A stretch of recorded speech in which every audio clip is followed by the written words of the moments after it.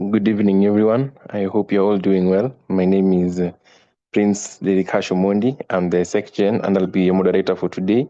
Asking if you could wait for 5 minutes so that you can reach quorum for the meeting before we begin. Thank you.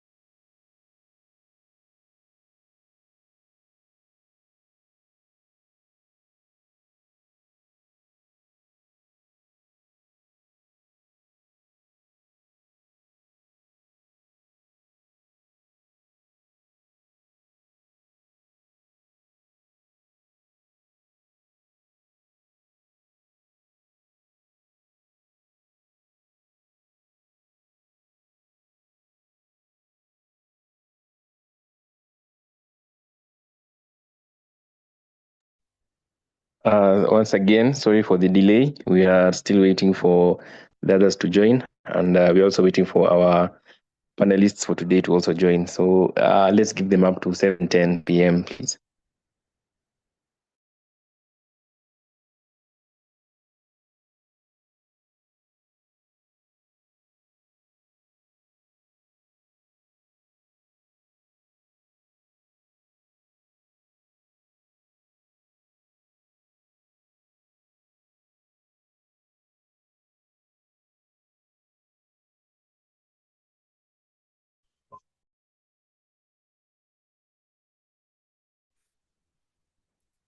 Good evening, guys. How are you?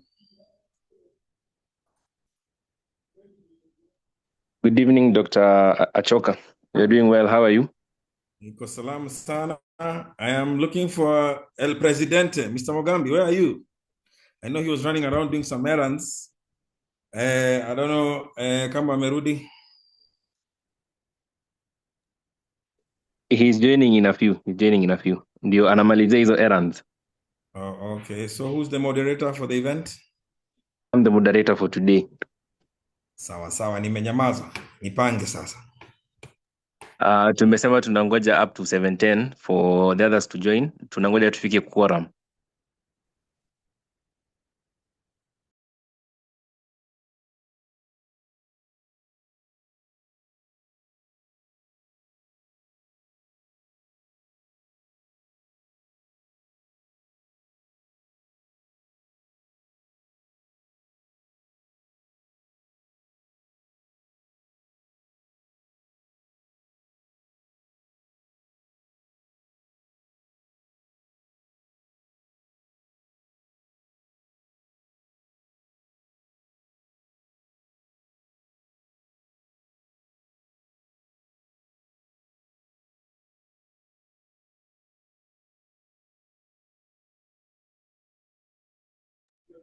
Hi guys, moderator, unaweza nicheki? What's your name for the moderator? Yes, nakucheki. My name is Prince. Prince Omondi. Prince Omondi. Yes. Asante daktari. Can you see my screen? Yes, I can. This was the topic for today, sindio? Yes. Ni salama sana. Maybe would you like to see my video for a minute? We don't mind. Munani, let me see. Can you see me? Yeah. Yes, you can. Yeah. I'm actually hiding in a store. So ndo niweze niongee bila kupiga makelele. Yeah. Inaeleweka. Yeah. So maybe I'd like to know a little bit about you guys. So Prince, tell me about yourself. Where are you from? Which college? Which Oh, university? my name is Prince Omondi. I'm currently in 5th year at Kenyatta University. And Okay. I also serve as the SecGen for KEFSA in this 2025-2026 mandate. Yes. Oh, okay. That's nice. Prince, my little sister was there. My last born sister was in KU. And Which year? she's now a consultant urologist. That's a minute. Yeah, that's amazing. Yeah, maybe more than 10 years, maybe 15, I don't know. It's kitambo. Yeah, ni kitambo. Yes. So I'd like to meet the other guys as well. Hebu ni introduceni, niambieni nani mwingine naongea naye. Brenda Mudhoni can go next.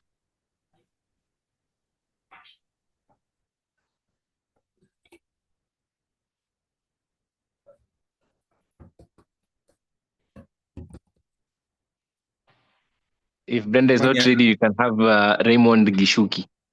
Ama nani wa Kabarak hapa aende next. Nani wa Kabarak? Hello, my name is Masi Baraza. I'm a fifth year student at Kabarak. Have I taught you? Yes, Dr. Achoka. Nilikusumbua? Ama sikukusumbua? Sitachoma. Hautachoma? Sitachoma. Oh, okay. I think I remember you actually. You did the project that you did was one for insurances, isn't it? About queuing. No. The health sector. Yes. About managing queues in hospitals, isn't it? Yes. Actually, it was the best. Actually, that year, yeah, it was really nice, actually. Like exceptional. Thank you. Have you done any more progress on it? Not really. Right now I'm working on my research project. So I've been quite What is it set up. about? We just started, but we are working on so the research is on the prevalence of adverse effects on people who are managed on like DM drugs. So erectile dysfunction ama kuna ingine? Sini erectile dysfunction na bloatiness. Ndio tumeanza. I'll give you the progress. I'll tell you how it goes. Yeah, I miss teaching you guys, Sana. Thank you.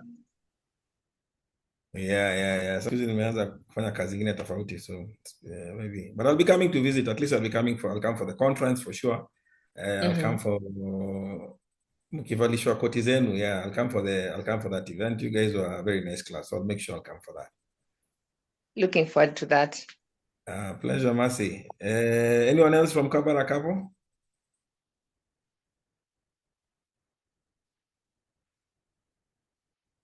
Mercy, you are alone.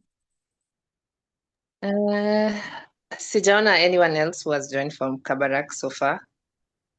Sawa. So anyone here from Maseno?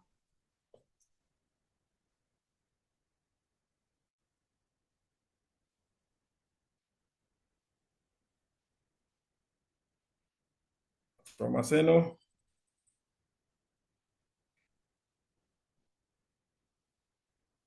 Yeah, nobody. I know Maseno has a school. I met quite a number of guys. I met quite a number of guys from Maseno when I'd gone to visit the branch in Maseno. So do we have anyone from Kabarak, Maseno? Kisi? Anyone from Kisi?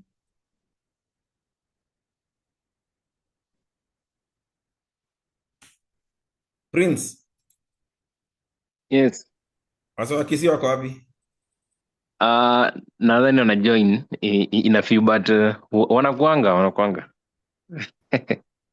Wako hapo hivyo? Ni sawa. Namjua mazee mimi naishia 745 I have like a yeah, I cannot care for long actually. I wanted to do like a very brief presentation, get you guys to. Mercy will tell you I'm very neurotic about times. I used to quarrel them for coming late for classes. So yeah. That's okay. So Kisi, we have Maseno, we have Kisi. Then coming up, we have Kabarak. Then we have anyone from 𝐒𝐿𝐻?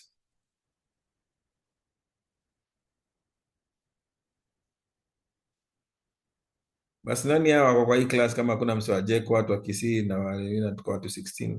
Tuko na stranger huku ama? Prince, mse wa 𝐒𝐻? Sioni yeyote hapa naona wamejaa, naona wa KU, kuna wengine hapa USIU. Yeah. Oh no, so no, ani watu wa Thika Road, eh? Okay. So okay, just Prince, you go through it. I was trying to go university by university, but seemingly I can't do that. So maybe let me just know everyone on the room, and you'll allow me to start at it's already 1:15. Yeah, sure, you can start. You'll allow me. So let me get to know my class, maybe my audience, then we can start immediately. And probably you can let me, the section, you can let me know what your expectations for the class were. So if they do not appear on my slide or my presentation, I should be able to custom make my presentation because I can do that. Okay. So Prince, you please lead the rest. Thank you. Okay, thank you very much. I'll pick someone to introduce themselves. Then the next person will also pick someone from the participants to also introduce themselves. Once again, my name is Prince Omondi from KU. I'm currently in 5th year. I call upon Raymond 𝐿𝐻𝐿𝐻. Before you call upon, what do you want to know? So that at least I have an idea, your expectation, so that I know how to custom make my presentation. So that 𝐒𝐮𝐦𝐦𝐦𝐢𝐭. Well, for this topic, the main thing that I wanted to know is how can the pharmacists advocate for their position in the medical field or even in the global space? Because we are traditionally have been known for just being the one behind the dispensing in the chemist, but over time we've learned that the pharmacist has a huge role beyond just dispensing, and to achieve that state of being known and even going beyond the chemist, you have to really advocate for our space. So I'd like to know the right channels to do so and the way to do so. Okay. Next. Raymond 𝐿𝐻𝐿𝐻. All right. Good evening, everyone. My name is Raymond 𝐿𝐻𝐻𝐿𝐻. I'm from Kenyatta University. I serve as the Secretary General for this term 2025-2026, and I also serve in the secretariat position under the KEFSA Secretary General, that is Prince Omondi. Thank you. Thank you. Oh, and Would you like to know? I nominate Mercy Baraza. Mercy have already introduced each other. So Mercy, naona huyu msee ni nini anakuhanda. Mercy, nominate mtu. Okay, so I nominate Fundi Janice Wakio. And what would you like to know, Mercy? Good evening. Okay. So today I'm just curious to learn more about leadership in terms of, because I know as pharmacists we are managers, and so I just want to learn more about leadership in the health profession and how we can advocate more for awareness of the pharmaceutical role and not just being dispensers. Yeah. Yeah. So Yes, next. so Janice. Thank you, Mercy. Good evening, everyone. My name is Janice Wakio, a third-year student from the University of Nairobi. I serve as the Media and Publicity Officer at our local chapter, that is NUPSA. Thank you. I nominate Jean.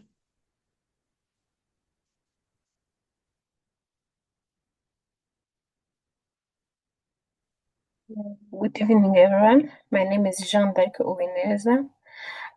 Currently, I serve as the chair for UPSA, that is USA Farmer Student Association.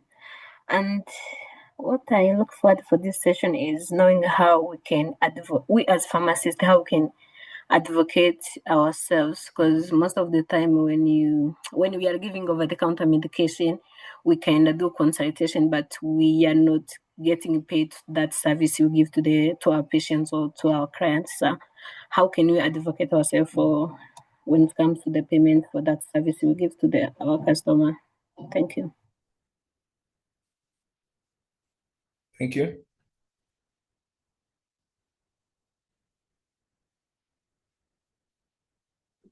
Next, we'll have Zainab Shaban.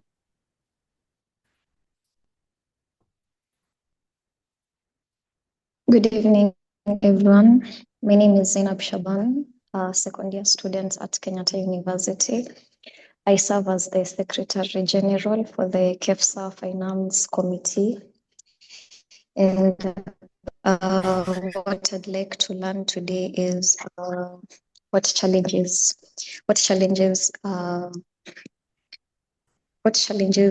do pharmacists face when advocating for patients within the healthcare system? The challenges that pharmacists face when advocating for patients within the healthcare system. And I nominate Victor. Good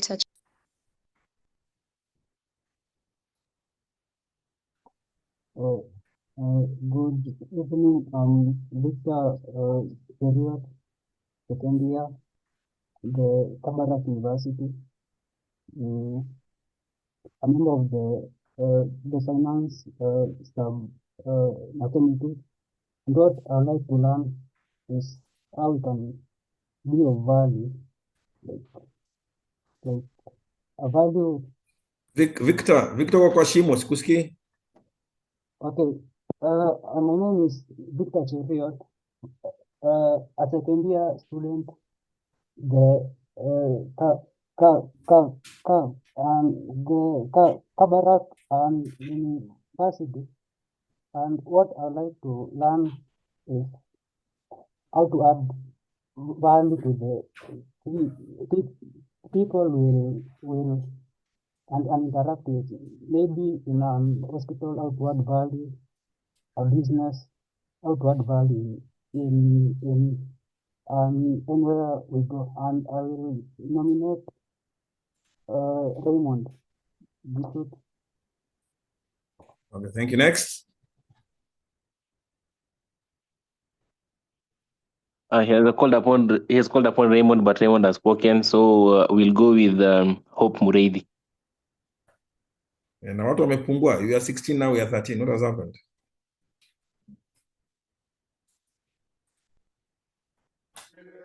Mureithi, Hope, tuendelee. Good evening. My name is Mureti Hope. I'm the current president for Mount Kenya University Pharmacy Students Association. I cannot hear you. What university? Mount Kenya University. Oh, okay. Yes. What I'd like to learn today is just how to be a good manager as a pharmacist. Thank you. Okay, thank you. So I think tumemaliza, Ama? I think tuko sawa, we can just go ahead now with the So presentation. the president is not yet in, bado, yeah? Yeah, bado hajaingia. Okay, it's okay. What I'll do, I'll just share the slide with you guys. You guys will learn how to, maybe you can do the rest a little bit later. So Okay. the topic that I was given by your coordinators for this very event is, the issue was, okay, I was told to come and present here at the Leadership Summit. The presentation was about advocacy, representation, and leadership. I'd like to introduce myself to those of you who I probably never met before. I'm Dr. Achoka Victor Mwandale. I'm the current Vice President for the Pharmaceutical Society of Kenya. In my other life, I'm the Chief Officer for External Resource Mobilization. So what I do for Nakuru County, I work for the government of Governor 𝐒𝐶𝐞𝐻. I do advocacy for her, yes, and not only for healthcare, which is what I do, that's my regular job, but I advocate, I try and I bridge the gap in resources that the county suffers from. I'm also the founder of Zen Pharmaceutical and a health startup called Zendawa. And from my educational background, I have a BPharm. I've also done an MBA, a Master's in Business Administration. And I got a scholarship at Purdue University in Indiana in America. So I'm also doing a BSc and MSc in biotechnology, innovation and regulatory sciences. And I'm also a classmate with these guys in Kabarak. I'm also doing my doctorate there, still in entrepreneurship. So as you can see, I'm a student as well, although I finished studying more than 2 decades ago. So learning never quits. You never quit doing these things. You try and learn to be better and better every other day. So moving on very swiftly, the title of our talk today is Finding Your Voice. You need to be able to find your voice as a leader. So since this is a leadership summit, I'll be talking to leaders in regards to the roles that they're supposed to play.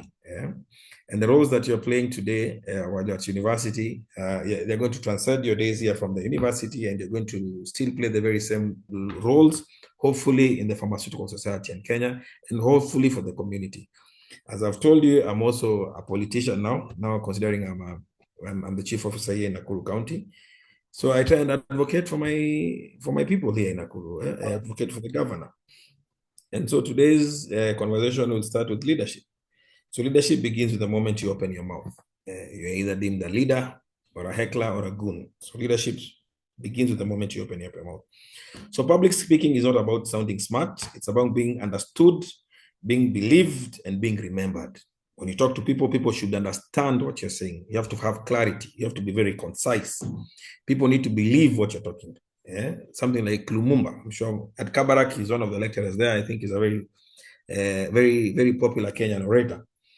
So people need to understand what you're saying, and people need to believe what you're saying, and people need to remember you. People need to remember you. They say, I remember what Achoka told us. I'm hoping that Baraza remembers me from my days in teaching in Kabarak, and it's unfortunate I never got to teach the younger fellow as well. I'm trying to move my slides. Are they moving on your end? Oh, here they are. So the talk today is Finding Your Voice, Advocacy, Representation, and Leadership. So my very first slide here is about how public speaking is not a performance, it is utility. So it's not showcasing your thing. You're not trying to show off like what you guys normally do on the gram, on Instagram or on TikTok or whatever. So but public speaking is not performance, it's utility. I'd expect you as leaders to be able to talk to your schoolmates, to be able to talk to your lecturers, to be able to talk to your patients in future, to be able to talk with everybody you're going to interact with. And as you do this, one of the most effective speaking models are found, especially in advocacy, when you're trying to sell advocacy, you're trying to advocate for something, is a technique that I've learned over time. It's called SNAP. SNAP is an acronym. And in my today's presentation, I'll be able to use this. So SNAP means the story. You give a context of everything that you're going to talk about. I'd like to talk about pharmacy today, isn't it? We are trying to talk about leadership in pharmacy and advocacy. So I need to give you a story about that, a background. What is pharmacy? Pharmacy is one of the oldest practices in the world. From the ancient times, the apothecary, we had those guys called the alchemists, the smartest guys in the kingdom. What was their role? They were trying to convert metals into gold. Because what deemed a kingdom rich or not, it was gold. So we have the early days pharmacists or the chemists who used to sit around the whole day and try and do experiments. That's the genesis of our practice of inorganic chemistry. Talk about chemistry of natural products or pharmacognosy. Where does it delve from? It starts from the days of the Druids. Those guys used to brew potions. In the ancient times, they were looking for the perfect elixir. For eternity, so that we take these elixirs and we live forever. We hear about the magic chalice, people who used to brew things, and druids. All those guys were the ancient pharmacists. Then in the king's court, we used to have the healer. They used to have the king, the queen, then we'd have the knights who would sit in the courts. Then we'd have the bishops. And next to them, we'd have the druids, the guys who used to brew potions for the kings. They would walk around with the queens and the kings. Who are those guys? Those are the modern day pharmacists. Then we go through the Middle Ages. Then we see the apothecary building over time. Then we see the younger pharmacists, guys like the guys who founded Coca-Cola. Coca-Cola was founded by a pharmacist. And now it's one of the biggest conglomerates in the world. Because what was Coca-Cola? It was a tonic meant to treat patients with lethargy. And look at it now. So we tell you the story of who the pharmacist is and who's the modern day pharmacist. The modern day pharmacist is the guy, the biotechnologist, like what I'm studying right now, where the whole world had come to a stop and they needed something to help us during the COVID pandemic. Who came to the rescue? Thanks to the pharmacists, they were able to conjure up. And what did they come up with? They came up with the COVID vaccine. And thanks to that, the closed churches, the closed shops, the closed towns, the people are being beaten up. The person who came to the rescue to save the whole world was a pharmacist. And what was the need then? The need was that people were dropping in trains and dying. People were dying in their homes. If you're to look at retirement homes in America, all those places were being swept up by the pandemic. And who came to the rescue? It was a pharmacist. So clearly you're able to see the value of a pharmacist. We needed a pharmacist, somebody who might be able to create a solution, a drug to a pandemic. In the Middle Ages, during the plague and things like that, who came up with the drugs? It is the pharmacists who were able to do this. But back then they were doing potions and they're doing whatever they were doing. But the modern day pharmacist is coming up with a vaccine, coming up with new antimicrobials. We're creating solutions for now. So we can clearly see the need of a pharmacist. We see our very pivotal role. If we had all these hospitals with doctors without medicine, it's still useless. We need pharmacists to be able to manage the logistics for medications so they're able to reach pharmacists.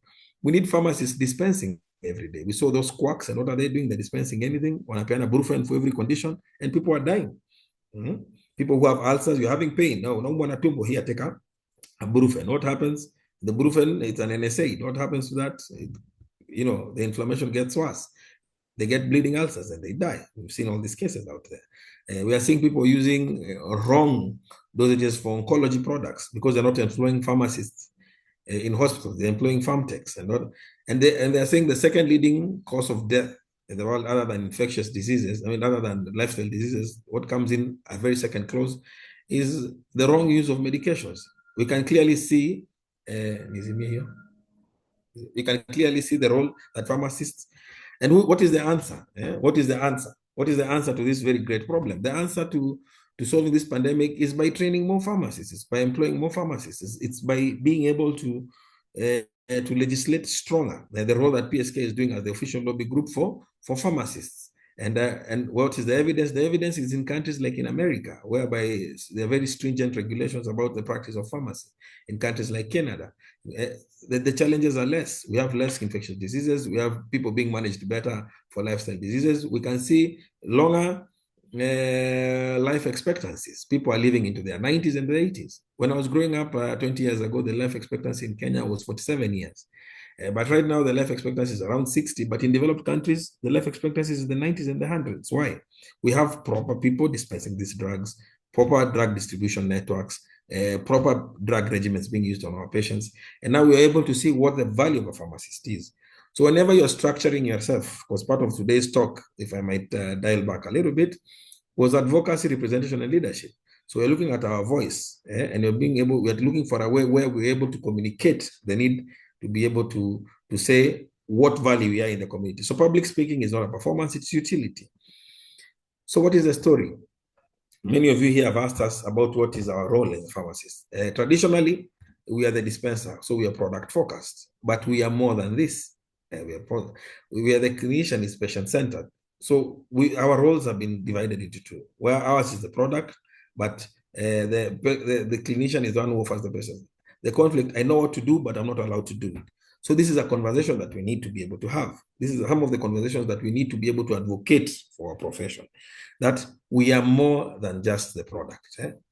Our role was also not formulating the product, doing research and development. No, our role transcends the product. Our role is not only the product, but also the patient.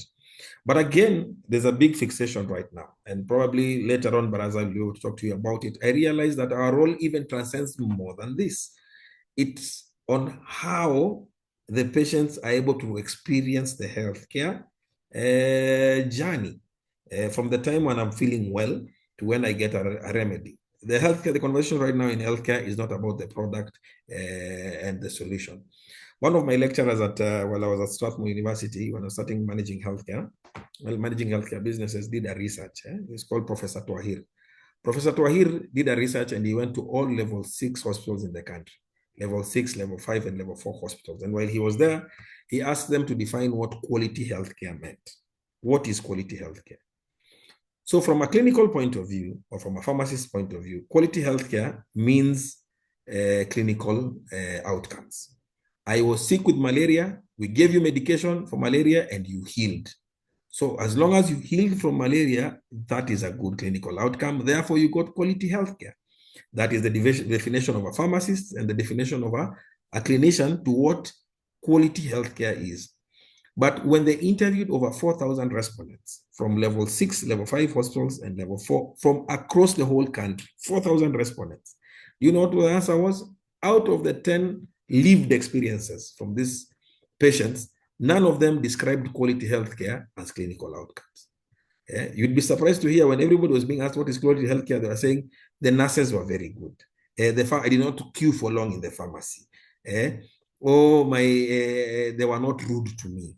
The food that I was given to us in hospital was very good. And if you had to ask them, which was a follow-up question from asking the patients to describe to us what quality healthcare was, to them, they were telling us, and you ask them, what about clinical outcomes?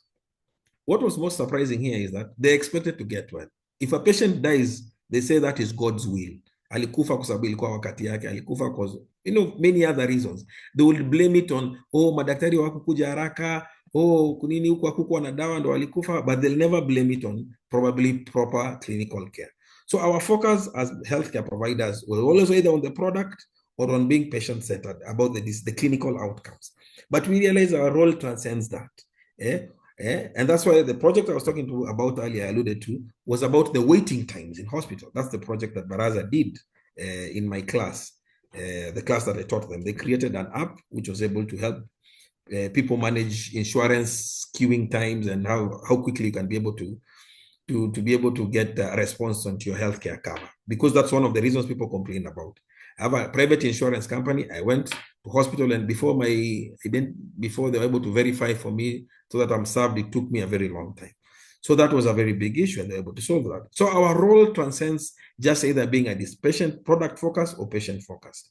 Therefore, our conflict always has been, I know what to do, but I'm not allowed to do it. But now we realize the spaces that we're able to invade and the conversation that we have is much bigger than being a product focused dispenser or any clinician. So, and what is the cost of silence? Yes, as pharmacists, we always just complain within our groups. And the biggest cost we have as the pharmacists today, which is another thing we need to advocate for and talk about and shout to the high heavens, is that we have 5,000 registered pharmacists in the country, give or take. And how many outlets do we have which are dispensing medication? Over 20,000. This is statistical. This is a fact. I actually even did this in my MBA. I've actually published it in one of our documents. It's that this is a problem. If we don't define our value, quacks will define it for us. If you do not define your value as a pharmacist, young guys, if you're not going to have this conversation, this is going to be a problem. And it will continue, and it's getting worse. It's getting worse by the day. Therefore, what? We can see these diseases growing. What is the need of a pharmacist today? We can see the prevalence of high lifestyle diseases growing outside there. And as pharmacists, we could be the voice. We are the 1 out of 4 patients who seek healthcare will go to a clinician, but the remaining 3 will go to a pharmacist. They'll go to the nearest outlet to them is a pharmaceutical outlet. It will be run either by a farm tech, a quack, or whoever. But the logic to the patient is that they are selling medication, therefore they know, they understand medicine. Let me go and talk to them about. They are wearing a lab coat or an doctor. So if you look at this, 39% of deaths being caused in the country are caused by NCMDs. And who knows more about these lifestyle diseases other than the clinician? It is we pharmacists. So we should be able to talk about this. This should make for a very big conversation about what you're supposed to do in our profession.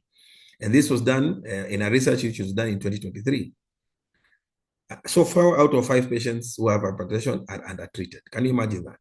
So we are losing 80% of these patients. Why? Because they don't have access to a pharmacist. This is data. This is data. This is something we can be able to talk about and tell them why we should be allowed to dispense, why we should be allowed to manage these patients in the pharmacy. And right now, we are making a lot of headway and insights as to why we're able to do this. They have insurance companies which actually are accepting the role of a pharmacist in managing such conditions, like being able to do refills without necessarily getting a prescription. We're able to measure their blood pressure. We're able to track their blood pressure. We're able to manage, because part of the reason these hypertensive patients are being undertreated is being put on regimens which are not even responsive to their conditions. And who are putting these patients on hypertensive regimens? Clinicians who are studied for 3 years. Nurses are being allowed to dispense. CEOs are being allowed to dispense. People with a certificate in nursing are being allowed to dispense, to write these prescriptions. And who has most knowledge? Just you guys have been in school for 6 years, and you're able to manage these patients more. And we're talking about almost 40%, 4 people out of 10 who are dying in this country. And we're talking about 80% of them, the reason they are dying is because they don't have access to a pharmacist. If they did have a pharmacist would be able to measure their blood pressure, be able to manage it, be able to track their condition, be able to manage their drug regimens correctly, and would be able to manage our patients better. Can you imagine what that would do? And that's why our life expectancy is at 60, and in developed countries like America, whereby they are 80, 80%. In Japan, people are living into their 90s. That's the average age of dying in Japan, in 90-something. In Kenya, when you live past 60, guys like me have just 20 years to live, then you're supposed to be dying. 20 years ago here in Kenya, because of the prevalence of HIV, I should be dead by now. At 45, I'm supposed to be dead if I was living in the 80s or the 90s. So this goes a very long way to tell you the value we have as a pharmacist in this country. Yeah, you can imagine what would be able, how this chart would look very differently. And this is the need that you should be communicating to everybody. This simple chart should be able to give you a very good reason as to why they need a pharmacist here and today. Therefore, what are the big reasons as to why we need pharmacists? They're trained for clinical, regulated issues about regulations in the supply chain. The people who are doing regulatory work, meaning registering, doing dossiers, are not doing a very good job.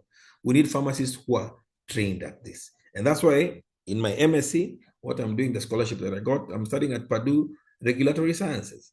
Take, for instance, do you have anybody in the country who knows how to do mRNA vaccine? We have these COVID vaccines in the country. Nobody was trained on how to manufacture them in the country right now, but we are importing them into the country. We have injected almost 3/4 of our populace with the vaccine. Do we have the skill set to be able to regulate such products? That's an emerging need, and that's why we actually need people who've been trained to be able to do this. Therefore, what is the answer? We need to expand our practice space. We need to have more routine NCMD, non-communicable disease screening. We need to get better reimbursements from institutions like SHA, SHIF, and better pay for pharmacists to be able to incentivize people to be able to work in the private sector as well, not only in the government. And we have to have an autonomy as PSK, an autonomy as PPB, to be able to enforce these things that we're talking about. This is a very, very big thing that we should be able to talk about. So what should be very inherent to you? I've always asked all my students have been able to talk to this very clearly to them. I asked them, what makes a good pharmacist? What makes a good pharmacist? Because I also used to teach behavioral pharmacy. What makes for a good pharmacist is somebody who has knowledge about what they're doing, meaning that you passed your exams, you did not DAP, you did not use ChatGPT. What were you able to do? You were able to pass with good grades. If you asked, is this drug a good combination? You're able to tell no or yes. You have to know what drug is used for as an indication for certain conditions. You know what is the best possible molecule for that. You need to be knowledgeable. That's the first and most important thing. You need to know what you're talking about. And what's the second most important thing? You need to be empathetic. You need to always be able to put yourself in your patient's shoes. You need to know that this mother woke up, did not sleep yesterday night. The kid was crying the whole night. The kid had a fever.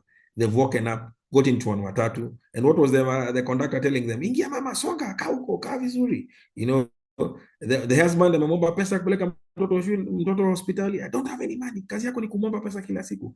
Mimi sijui nitatoa pesa wapi. So the woman, the poor lady with her baby, probably she's pregnant, she's walked out of the slums with her baby, taken a matatu, rushing to the hospital because the baby convulsed at night. She gets to hospital, the watchman is harassing her. She's told to queue there to pay 100 shillings. She queues the whole morning just to see the clinician. After that, she's told to go to the laboratory. She queues again at the laboratory. After that, she's being asked for more money. She calls her sister, calls her mother to borrow money to pay for the labs. Then after that, she goes back to the clinician. Queues again, it's 1 o'clock. She's hungry. She did not have breakfast. Nobody has even said hi to her. Then when she goes into the office of the clinician does not even raise their head from the prescription pad. The clinician just scribbles something, then hands it to the mother. The mother takes the medication, walks out there. The prescription goes to the pharmacy, queues again until 3 o'clock. Then she's told at the pharmacy, hakuna dawa. After the someone has just looked at the piece of paper and returned it to her. She walks all the way from the hospital back to town to start looking for the medication. When she finally gets it, she finds you at the pharmacy. And what do? You just hand over back the medication to her and she walks away. So to her, what is the healthcare system? She'll say, she'll hate you. But can you imagine your role as a pharmacist? You are there. And the first thing that you do to the pharmacist is, habari yako mami. Shida yako na mtoto nini. Just saying hello to that woman. Putting yourself in her shoes. You never know. You might probably be the only person who's been kind to that lady on that day. She is terrified. The baby convulses. She's thinking the baby will never be fine again. The baby had acquired retarded because they're imagining a convulsion just means a brain damage. So you're able to have this conversation with the lady. Reassure her. Tell her what every drug is doing to the child. So what you have as a pharmacy is not a career. It's a career. It's just not a job. Sio kazi unafanya tu. You need to embrace this as a pharmacist. Know that what you're doing service to humanity. For those of you who are Christians, you know this, we are continuing with the healing ministry of Christ. Christ came to us, alipeana dawa yake ilikuwa ni maombi, alikuwa anatuwekelea mikono tunatembea. Na sasa vile Yesu amerudi mbinguni, sisi hatufanyi kazi ya uoru. What we are doing sisi, tunapatia mtu brufen, tunapatia mtu antimicrobials. Yes, we are not laying hands to people. Yes, we accept divine healing, but ours is more. We are doing the same work the healers were doing, but we are doing it with antimicrobials. We are doing with antihypertensive. We are doing with oral hypoglycemic drugs. We are doing the same work that Christ did here on earth. Yeah, we are continuing with this healing ministry. Yeah, so what we are doing is just not a job. It is far much more than that. And it's very, very important for us to be able to understand that. For a lot of pharmacists, they are stuck. Oh, I'm in job group T, I'm job group L, I'm whatever. All that is negligible. Yeah? What we need to know is that we are here as pharmacists to serve mankind. So we need to be able to always keep this in mind as pharmacists. And we need to offer proof to them. We need to tell people that we are just, because every time we go on strike on some matter, of course, even nurses can be able to dispense. No, we need to be able to show the whole world that us, we are not business people. In my pharmacy, that's one of the most commonest thing is that people, when a patient shows up to your pharmacy, they don't ask you, anakuuliza, hii unauza ngapi? No, they should not be able. They should tell you, daktari nimekuja kukuona, nataka unisaidie. When they tell you that, then you know you have it right. They know this somebody left his house. They're coming to you. They're seeking to you as somebody who's going to help them a solution in healthcare. I have a healthcare problem. I'm looking for you to offer me a solution in my healthcare problem. They're looking at you as a remedy to their challenges. And the moment the community is able to view a pharmacist as this person who's supposed to intervene for them, to help them get better, not only from a product, but even on mental health care. So we need to be able to be more than this. So we need to be able to have a deeper discussion about our role as pharmacists. So we need to be able to look at our about the challenges that we have as local manufacturing. Not all of us will go to dispensing. Some of us are going to local manufacturing. I told you some of you are going to health technologies. We need to be able to be a solution also to local manufacturing. We're importing now more than 60% of all the products we're using in the market. We should be able to be far much more than that. And what is your role now? What is your role? As I come to the very end now to my my presentation, I was supposed to finish at 7:45, but okay. We need to be able to look at future-proofing pharmacy. We need to look at the curriculum review. One of the things that I'm a very big advocate for is about building for the future. Knowing our role. What is the role of a pharmacist 20 years from now? I told you our roles were only two. We are defined either as a product guy, what you guys are, or a clinical guy. It was that. But I've told you the experience is far, far much more. We need to look at the full value chain. There's an acronym which I normally use. It's called CPOC. In pharmacy, in pharmaceutical manufacturing, where we talk about the supplier, the inputs, the processes, the outputs, and the customer. In this very huge value chain, whereby we look at the supplier, the inputs, the raw materials, the processes of manufacturing in pharmacy, the output now, which is the product, hapo ndo pale tulikuwa tumekwamaga as pharmacists, and the customer. So our value chain is far, far much worse. We need to be able to innovate. When we talk about entrepreneurship, we talk about two things. We talk about creativity and innovation. So what a pharmacy looked like 100 years ago when Coca-Cola was being created is what a pharmacy looks like today, whereby you have a counter, dawa ziko nyuma yako. Hiyo counter itakuwa kwa hospitali, hiyo counter itakuwa kwa duka kwa town, duka la dawa, hiyo counter itakuwa kwa military base, hiyo counter itakuwa kwa hata kama you are doing importation, hiyo counter yako ni warehouse na umekaa pale mbele unasema nini natoka nje. So our role is just we are playing catch up katikati. Someone is on the other side asking for a medication and us we on this other side. So that is not our role. We are far, far, far much more than that. Yes, we could be suppliers. We could be able to think about growing Artemisia. Somebody is doing it and they're feeding into the value chain of a pharmacist. There's somebody creating boxes to pack our drugs. You could be that guy. You could be the guy creating new technologies. You could, and the inputs which are coming into the supply chain. Processes is where we are having pharmacists as manufacturers. Then you look at the output as the product. This is where then we should also be very keen about the customer experience. Think about restaurants chains.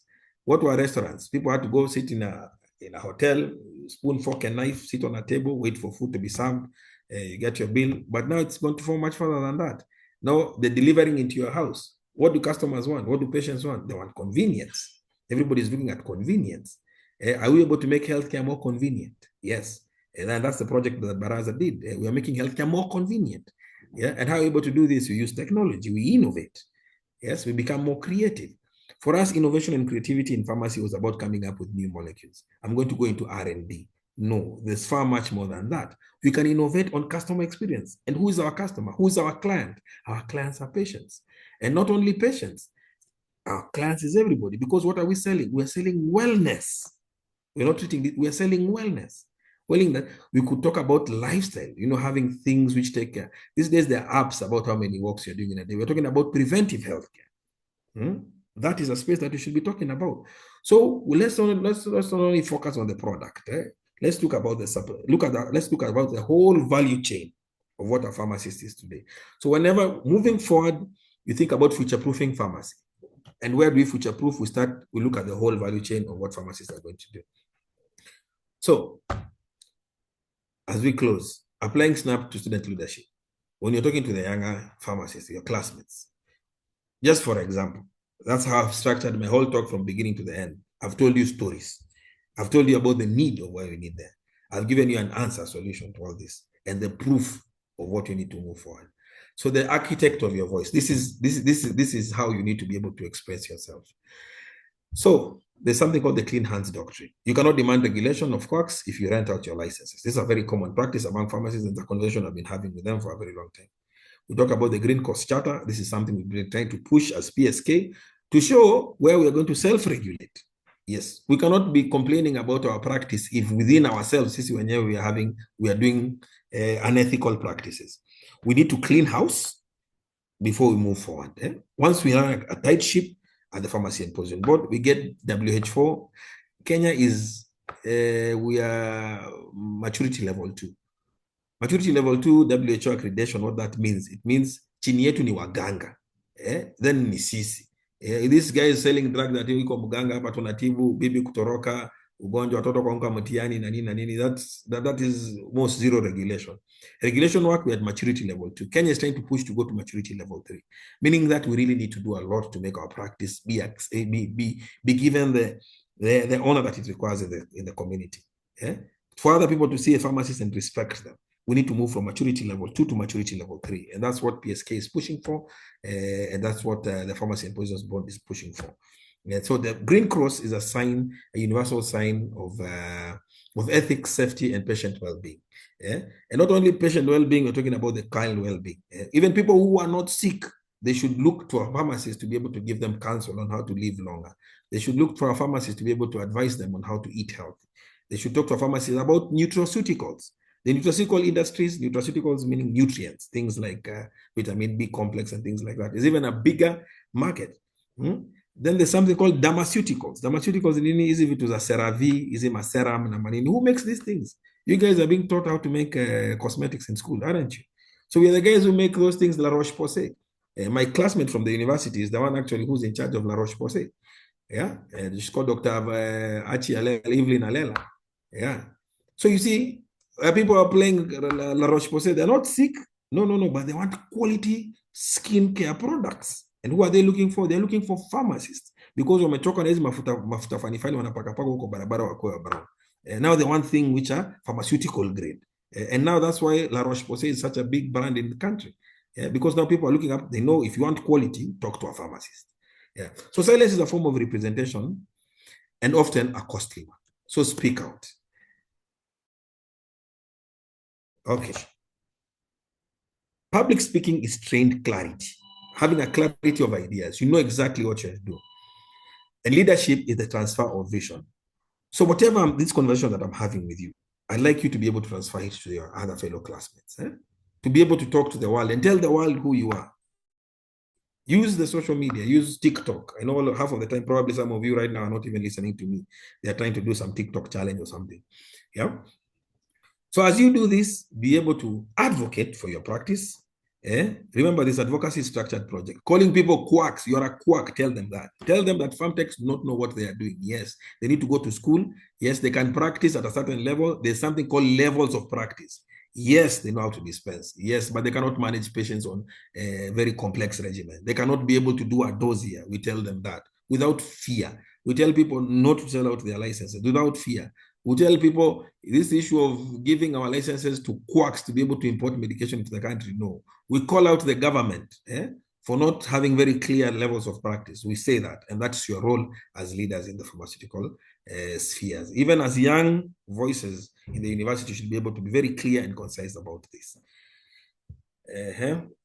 So finally, I hope you guys are a wonderful evening today. And probably because I have maybe another 10 minutes before I rush somewhere else, I'll leave the moderator of the day to be able to have very short questions and answers and to probably call this evening a wrap.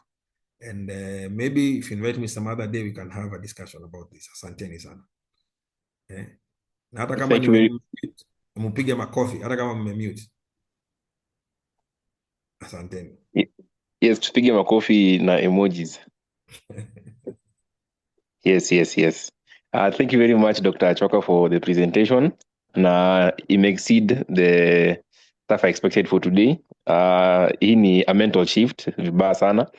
Tumelearn that the pharmacist is just beyond dispensing and the final output. We should be involved in the processes. For example, hapo kwa boxes, the inputs, hapo tumefeel challenged.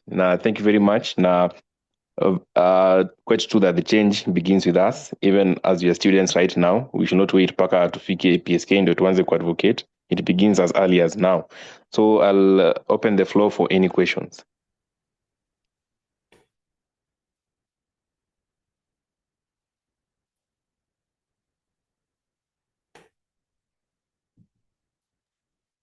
Kama kuna swali, do you have someone who has a comment for Dr. Achoka?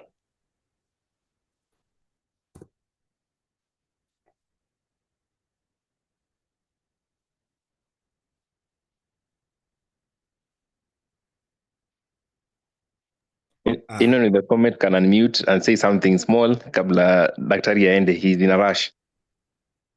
Sina rush noma sana, munitumie ndawatumia email yangu huko. I'll send you some few notes, something that you can share within your next of the students, then we can talk, huh? Okay, thank you. So It was very nice having you, Dr. Choka, and we are hoping we will even have you in more of our meetings, and uendelee kututanua hivyo hivyo. Sasa ambieni Masi aoneshe project alifanyaga kwa assignment niliyowapatiaga cut moja. She did a very good project ya 30 marks. I think she has it on PowerPoint. At least you can try and see the innovations that you're having in the health tech.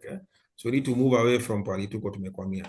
So good night guys. Nitawaacha muendelee kunisengenya after nimetoka hapa na muendelee kuongea vitu zenyu in house. Praise yako wapi sijamuona? Bado hajaingia. Oh, hello doc. I'm here. Oh, ameingia. Yeah, I've been listening in. I'm sorry, I've just been up and down. Some few responsibility towards the physical day. Yeah, but tuko pamoja and I know we'll be engaging you further. I think kumekuwa na so much request of us having these sessions even more often from the other presenters, and that's something actually we are doing to consider. And for sure, we will call upon you in one way or another, and then we continue the story of advocacy, because the only people who can advocate for ourselves is us, and we are the only people who understand what we want, and therefore we'll do and play a very big role in advocating for everything pharmacy. So yeah, thank you for pushing and being there for us, and we are here to follow, and it will be fine. That's all from my end. Okay, thank you guys. Okay, good night. Have a lovely evening. Maybe I'll join in the next session when I'm not very busy. Like I mentioned to you, I'm a student also. So I'm still in Kabarak. I'm doing a postdoc, and I'm still doing at the very same time an MSc at Purdue University. And now my lecturers ni wazungu wengine wazee wakali sana. So I hope you guys muendelee kusoma. Msichoke. Unaona mimi ni ancestor na nasoma. So muendelee kusoma pia, Hakuna kusoma ishagi. Okay. Good night guys, and have a lovely weekend ahead, Mtumie mapicha. To you as well.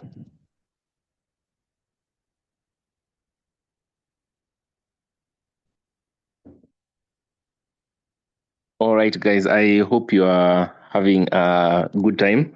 Me personally, I've enjoyed the first session. Tunaandika kwa the chat box kitu kidogo tu melan from the first presenter, Dr. Achoka, as we go into the icebreaker session. You can write something small for the chat box, please.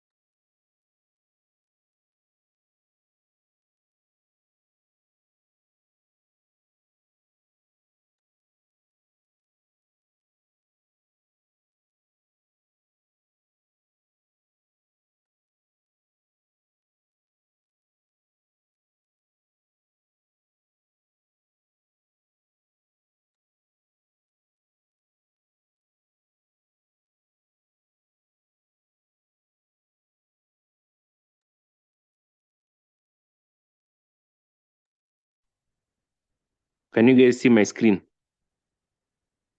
Someone can unmute and tell me if they can see my screen.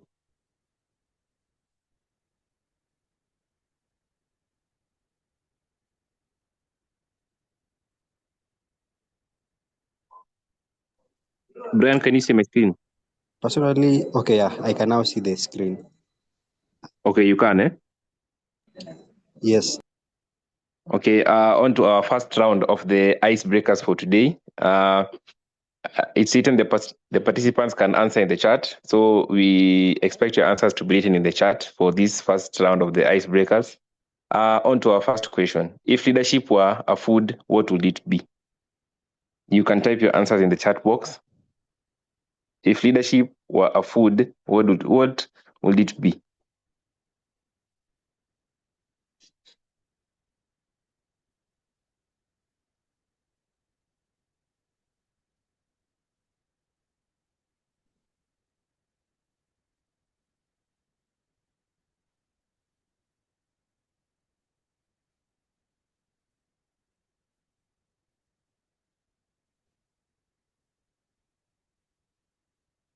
If leadership were a food, what would it be?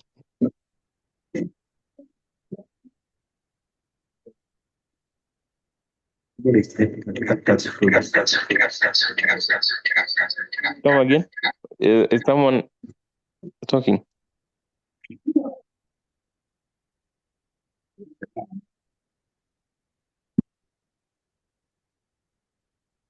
Okay, on to our next question. If leadership were a drink, what would it be? If leadership were a drink, what would it be?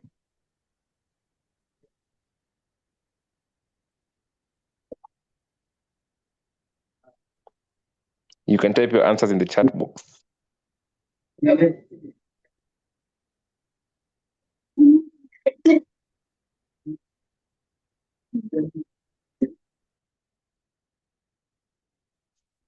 If leadership were a drink, what would it be?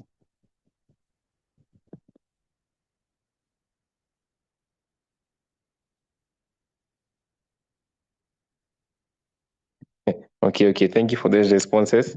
The next question: sponsors backing out or lack of participants, what tests leadership more? Kati ya sponsors kukosa kutokea, ama your event having low turnout, what tests leadership more?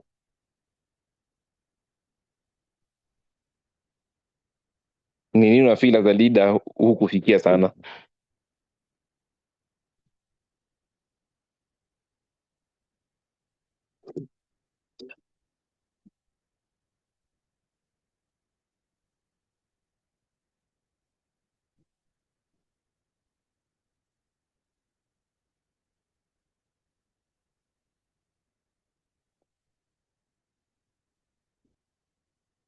Hapo nachiki kuna mixed reaction, kuna mbugi ya sponsors na kuna the group ya low turnout, yeah. But all these answers are subjective, say objective. Let's keep on writing them for the chat box. On to our next question, second last question. One word to describe Kenya's youth today, the Gen Z. Tumia jina moja to describe the Gen Z of Kenya today.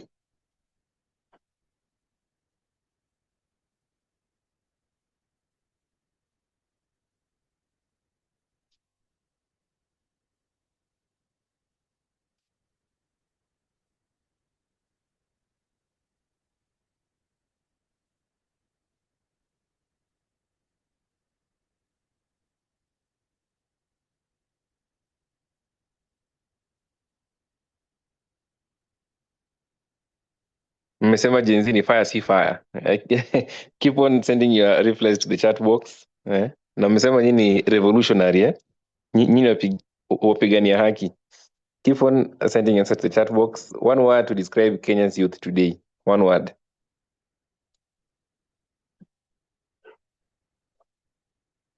Ati moto si moto. Okay, keep on sending those responses to the chat box. Keep on sending the responses. Then on to our last question. Coffee or chai? Kati ya coffee na chai, ni gani who fuel a leader better? Between tea or coffee, which one fuels leaders better?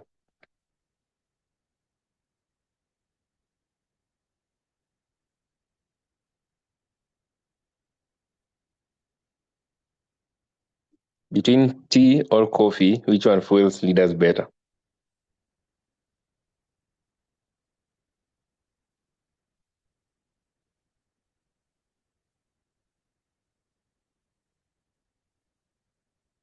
Naona kuna mbuge chai. Tuko na wazee huku. Okay, I keep on saying that between tea or coffee, which one feels leaders better?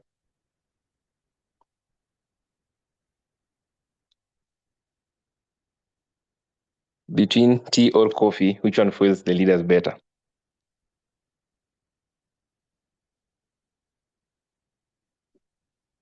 Coffee. Tuendelee kutuma.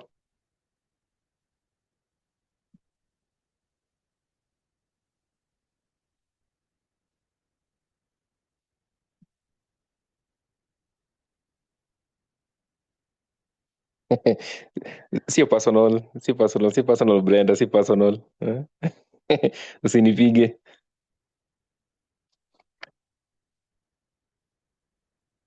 Okay. Thank you very much for participating in this icebreaker session. Natumai sasa tumetoa akili kidogo from kufikiria. The previous session was quite insightful, na kabla tuende, hebu tusikie hata comment about the last session from Zainab. Zainab, tuambie something umelearn from ile imepita.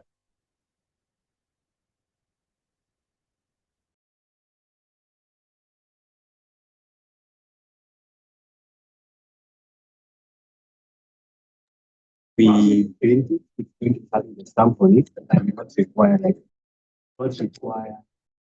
all those kind of things.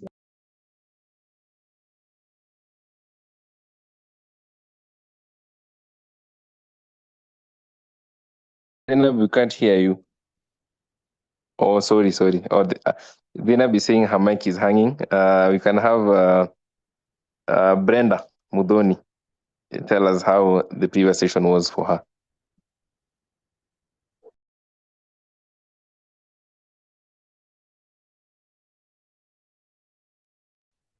Hi everyone, I'm Brenda Muthoni. I think the session was very insightful. What I learned personally, we should try and make the pharmacy practice more patient-centered and not product-centered. Yeah. Thank you very much, Brenda. Thank you very much. We can have a gentleman. We can have Geoffrey Kiprop telling us what he learned from the previous session and what stood out for him. Hello everyone, I'm Geoffrey Kiprop from MKU.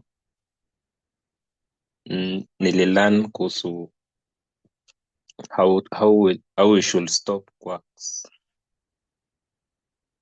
to promote our regulations sector. Thank you.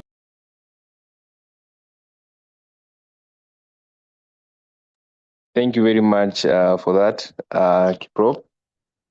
Indeed, I can attest that you guys also learned the way I did. And now moving on to our next speaker. He's someone I'm quite excited to hear. He's someone I've watched being a leader ever since my second year or even first year. Yeah, we worked with him since 2024. When I was in KUFSA and he was in KEFSA. He's a man who I can attest knows a lot about leadership. He lives, eats and breathes leadership, and ni Gen Z kama sisi. So excited that the session will be quite relatable. Na he's someone who is a vibe. Ni jamaa anaweza bring energy kwa hii nini. I'm sure itabamba sana. So sitafanya introduction mingi. I'll allow him to do the introduction for himself. So you guys allow me invite Levis Kimunyu. Hello. Can you guys hear me? Yes, you can hear you, Levis. But niko mbali kidogo. Okay, maybe let me switch my devices. In the meantime, Prince, can I send you my presentation on WhatsApp? Then you can start presenting it. Okay. Okay. So you can just check your WhatsApp just right now. Then I change my device. All right.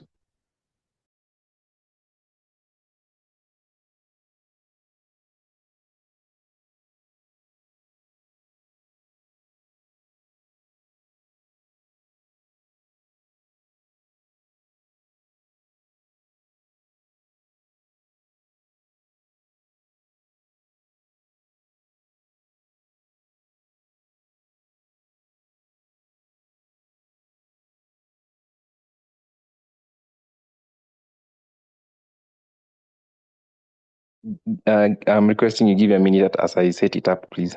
A minute. Sorry? I'm requesting for a minute as I set it up. A minute. No worries, no worries. I'll start once you set it up.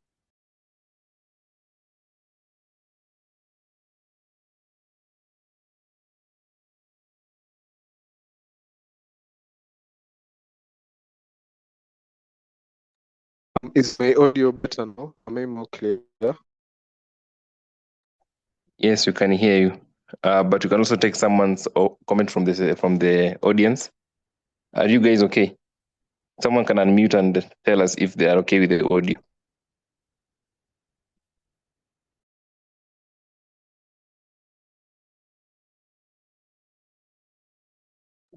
Yes.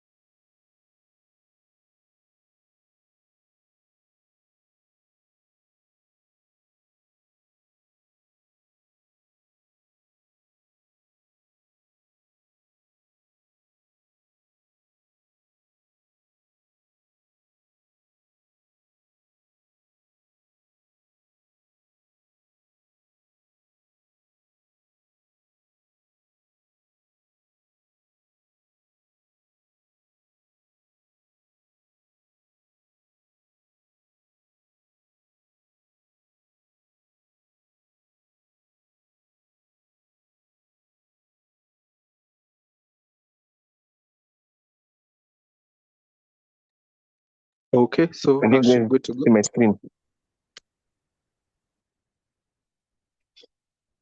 We could see. Okay, yeah, now we can see it. Yes. Okay, so are you good to go? I begin.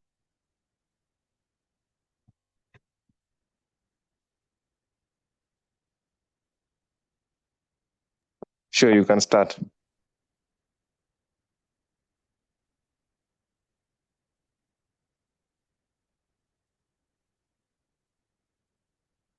Oh, okay, sorry. Okay.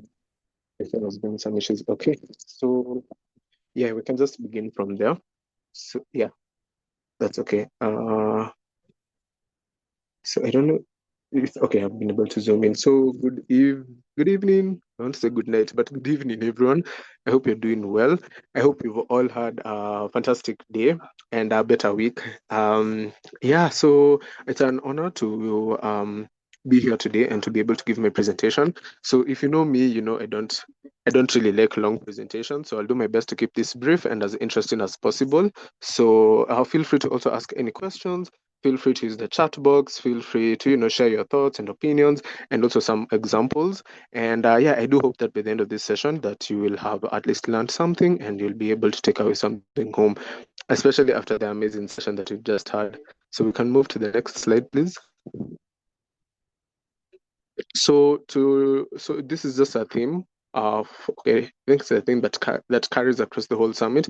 So we're here to just thrive as student leaders, to gain skills for not only leadership but also for life. So remember that everything that you're learning from this summit, you're not just going to apply it in your leadership roles. You'll also be able to apply it in various aspects of your life, and you'll be able to see that as you move along, and you'll come to appreciate that the small building blocks eventually turn into a house. Yeah, so maybe we can go to the next slide. So the topics I'll be covering today, the first topic will be on conflict resolution. The next topic will be on effective communication. And okay, I hope I'm still audible.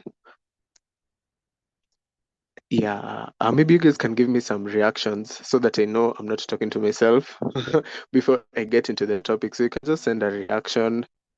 You can give me a thumbs up. If the reactions are coming, I don't know why I can't see on my phone. But yeah. So the topics for today will be conflict resolution, effective communication, and emotional intelligence. So we've had some topics and some really amazing speakers, and I hope to be able to also cover this just as well as they did. So as we're doing these topics today, I'd like you to think of a leader who has positively influenced you and what is one quality that has made them stand out. It can be one of the topics that are listed here, or it can be something else entirely that inspired you when you looked at that leader. Maybe you saw it and you're like, I'd really like to be like that, or I'd really like to be able to get such a skill or to be like that person. So yeah, so just think about that one person as we're going through this presentation, and hopefully by the end of even maybe the year, you will become that leader that you aspired to be, and maybe even better. Next slide, please.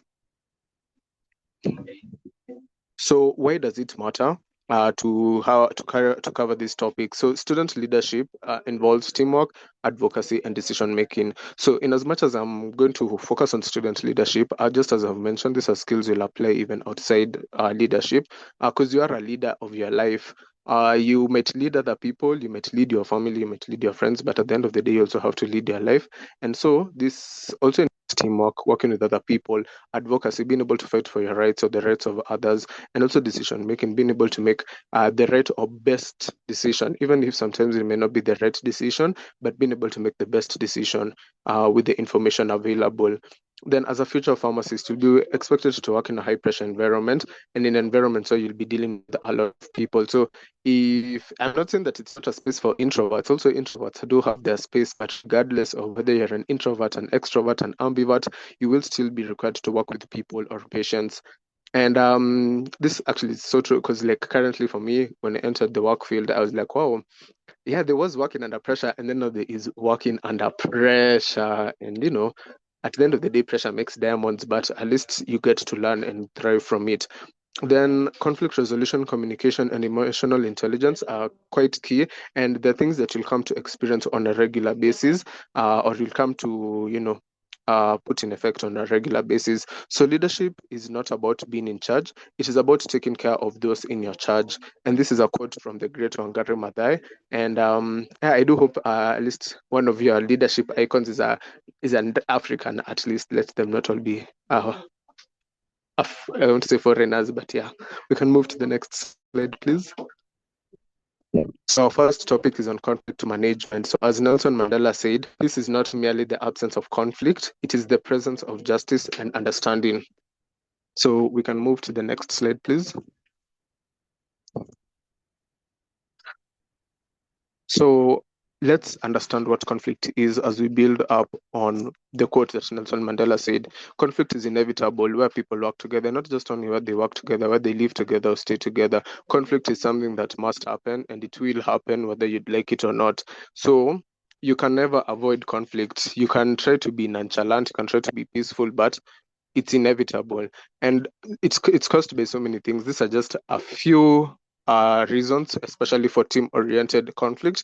It's maybe due to miscommunication, maybe due to a difference in priorities. Maybe you're in a team, my priority is not your priority, so that can also bring around conflicts if you're not able to align our priorities.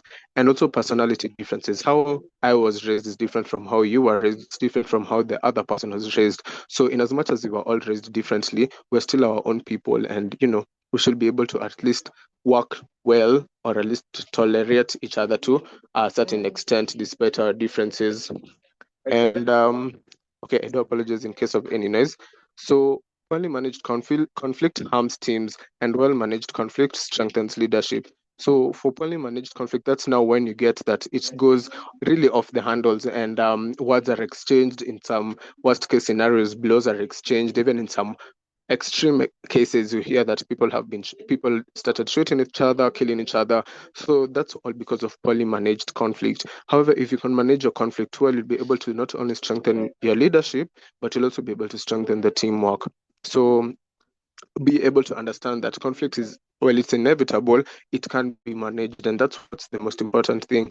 And that's when Nelson Mandela said that as long as there's justice, and that conflicts can be easily managed, and peace can still prevail.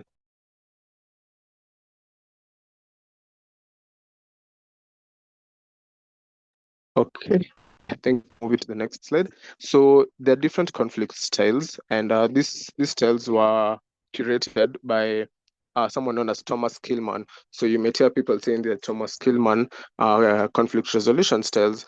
So I'd like you, when we're going through this, just see which one that you're prone to lean towards whenever you're faced with conflict. So there are 5 of them. The first one is avoiding. So I'm going to use myself as an example because I don't want to pick out anyone. So let me say I'm in school and I've met with someone and we've had a really bad interaction.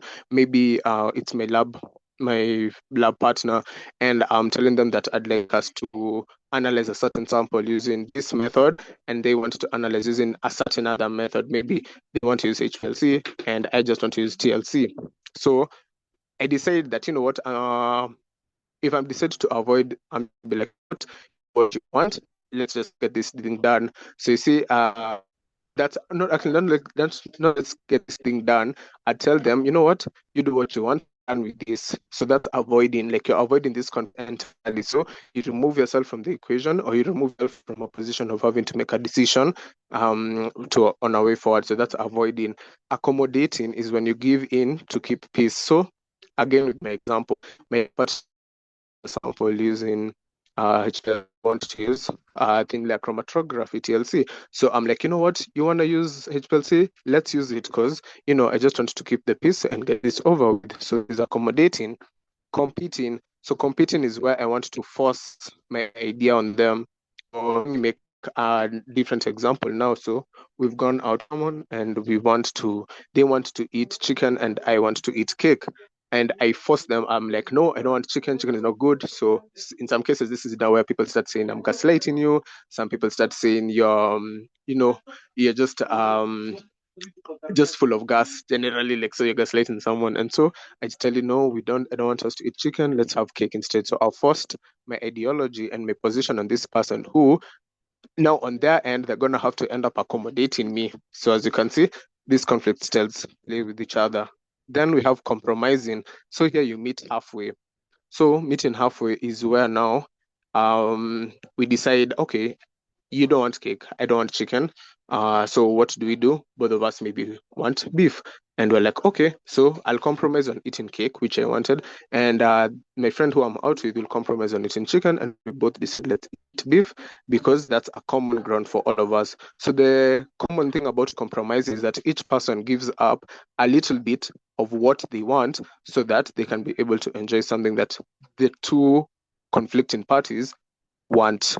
So that's compromising, meeting halfway. So that one maintains the relationship while still being able to provide some level of satisfaction to both parties, in as much as it's not complete satisfaction.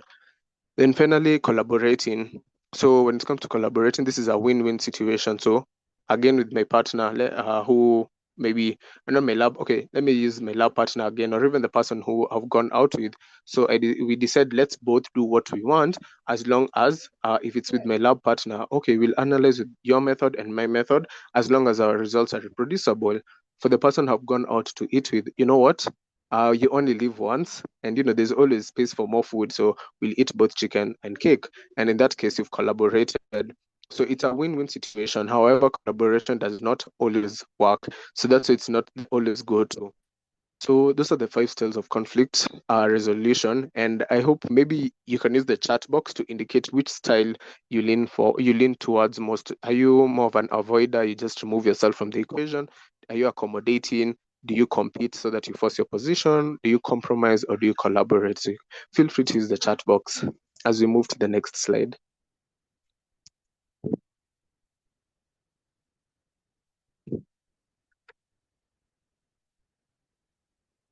So, well, we have learned about the conflict resolution styles. So how do you get to achieve that resolution? So there's normally 5 steps.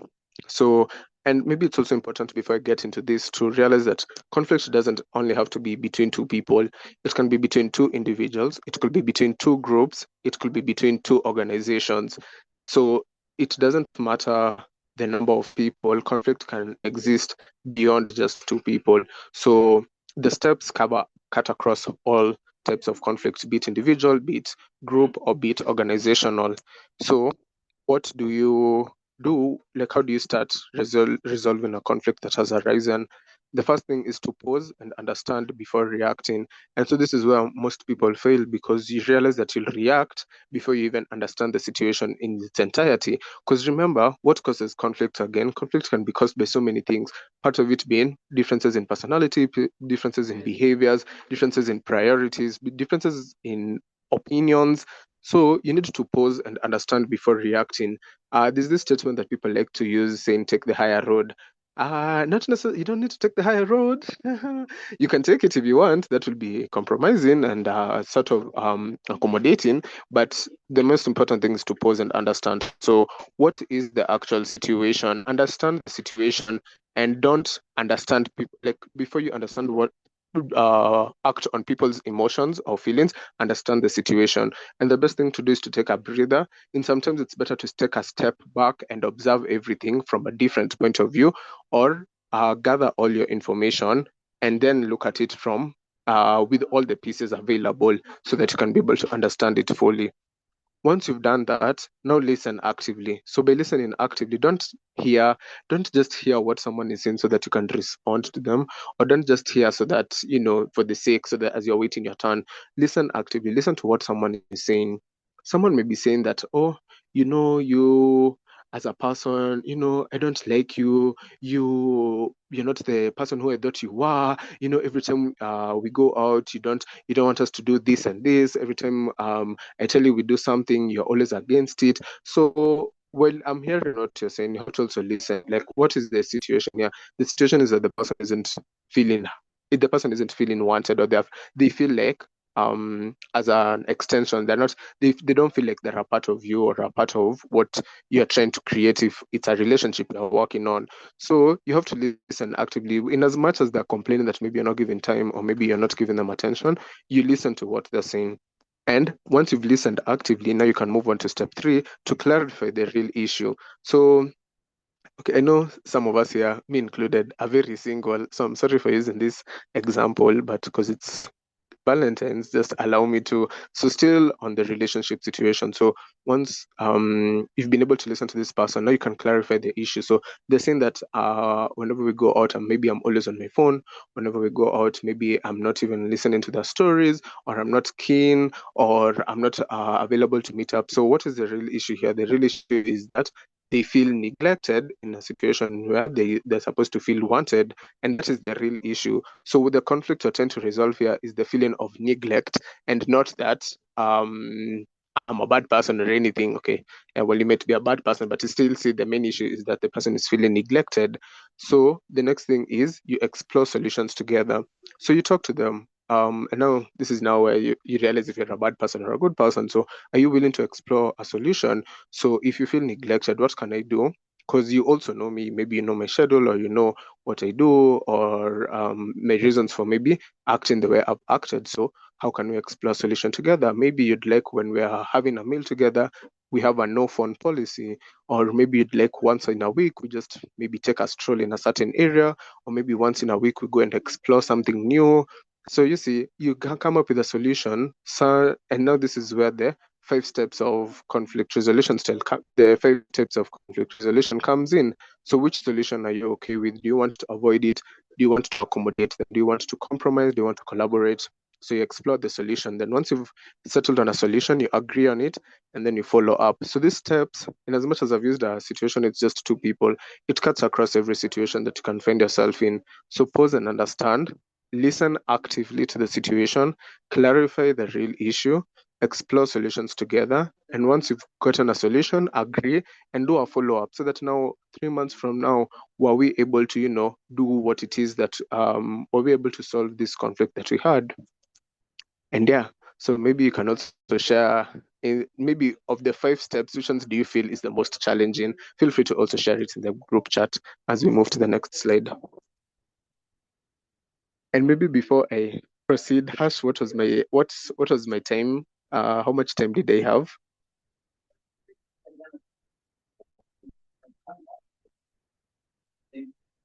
You still have time, ladies, up to 55. Okay. Up to 9, in fact. Okay, so. Okay, I'll be done by then. Okay, so I don't know if, okay, yeah, it's back. So there's this question that I just posted. So for this one, I'll call on to someone maybe. So you have two committee members and they're arguing in the WhatsApp group. What will you do? Will you ignore it? Will you take sides? Will you call a private meeting or will you shut down the conversation? So let me see who I'll call on to here. Let me call someone who maybe I haven't disturbed ever.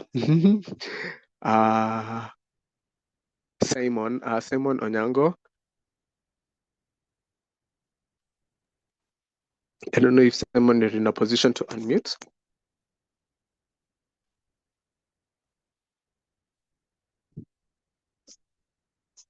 Okay, maybe Simon can't unmute. Then I'll go to Faith Pendo. Faith Pendo, are you able to unmute? Yes, I am. Okay, nice. I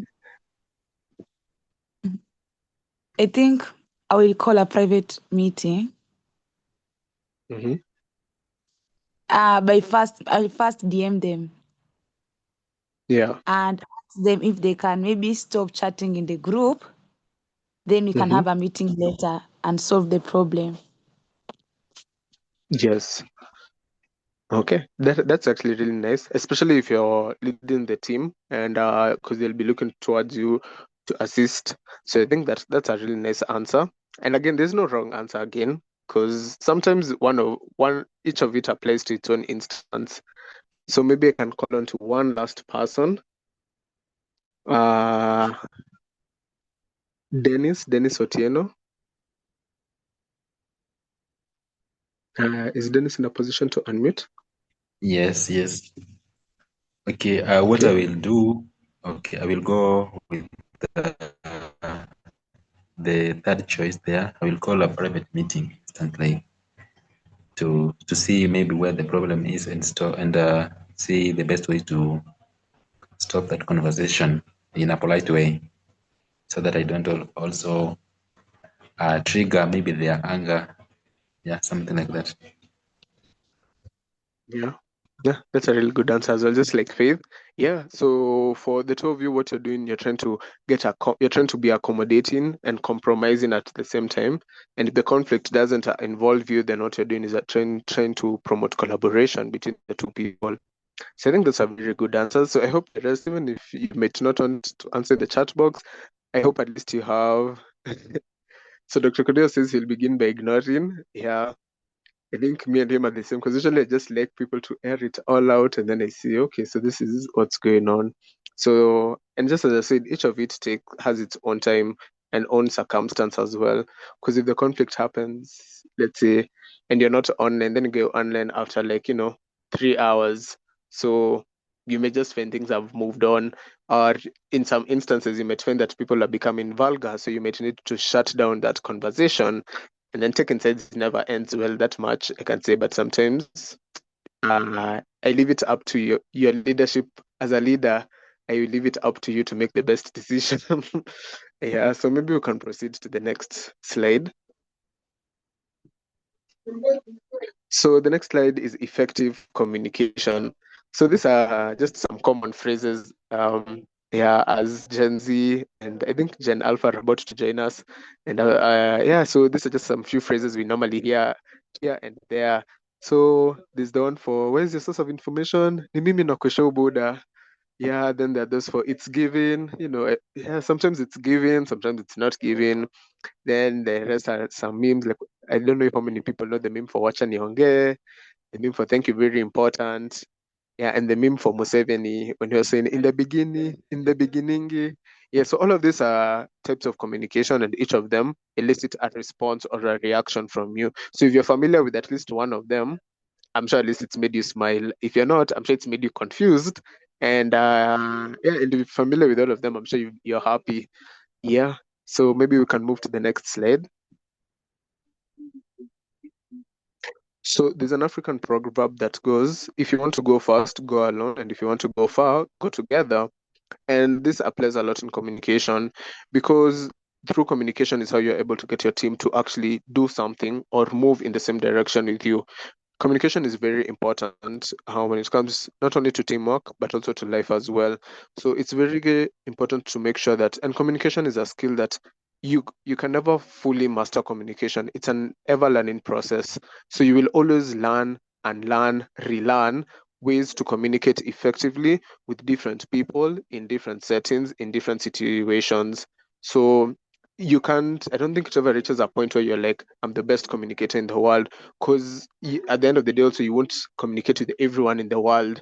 So you need to be able to also have that humility to realize in situations where maybe you're not communicating effectively, that you might have to change your tactic of communicating. So why is communication important? So first of all, it defends, and now in leadership settings, why is it important? It defends your team coordination. So if you want someone in your team to do a certain activity, you have to be able to communicate it effectively. You want to tell them, I'd like you to assist me in doing this, and I would like you to do it in this way, and by this time. And also, in case of any situation, feel free to reach out to me using this means or this means. So it helps in the team coordination. Not only that, it also builds trust and credibility, because if your communication is effective, it means that I can rely on you to never give me delayed information, or like tell me like a certain task is needed now, yet you've been knowing about it for a couple of weeks, maybe even months. So it builds trust in that I know that you will always be timely in your communication, and also credibility in that you're also allowing me time to think through the situation or think through the task, so that I can be able to get back to you in case of any concerns or any questions. And that makes it credible, because again, you have trust. So you have trust and you're credible. Then it also ensures clarity of vision and tasks. So I don't know how many have been in a team where you don't know what it is you're doing or where it is you're going. You just know you're in a team, and you just know maybe we need to do this. Maybe we need to prepare a book by the end of the month, but there's no direction, there's no vision, there's no even title of the book. So you're just there. But if you have effective communication, so this is how we want the book to look like, this is what we would like it to relay, this is the type of information we want it to have. So not only does it give you a clarity of vision, but once you have that vision, you're able not to break down the tasks effectively and delegate appropriately.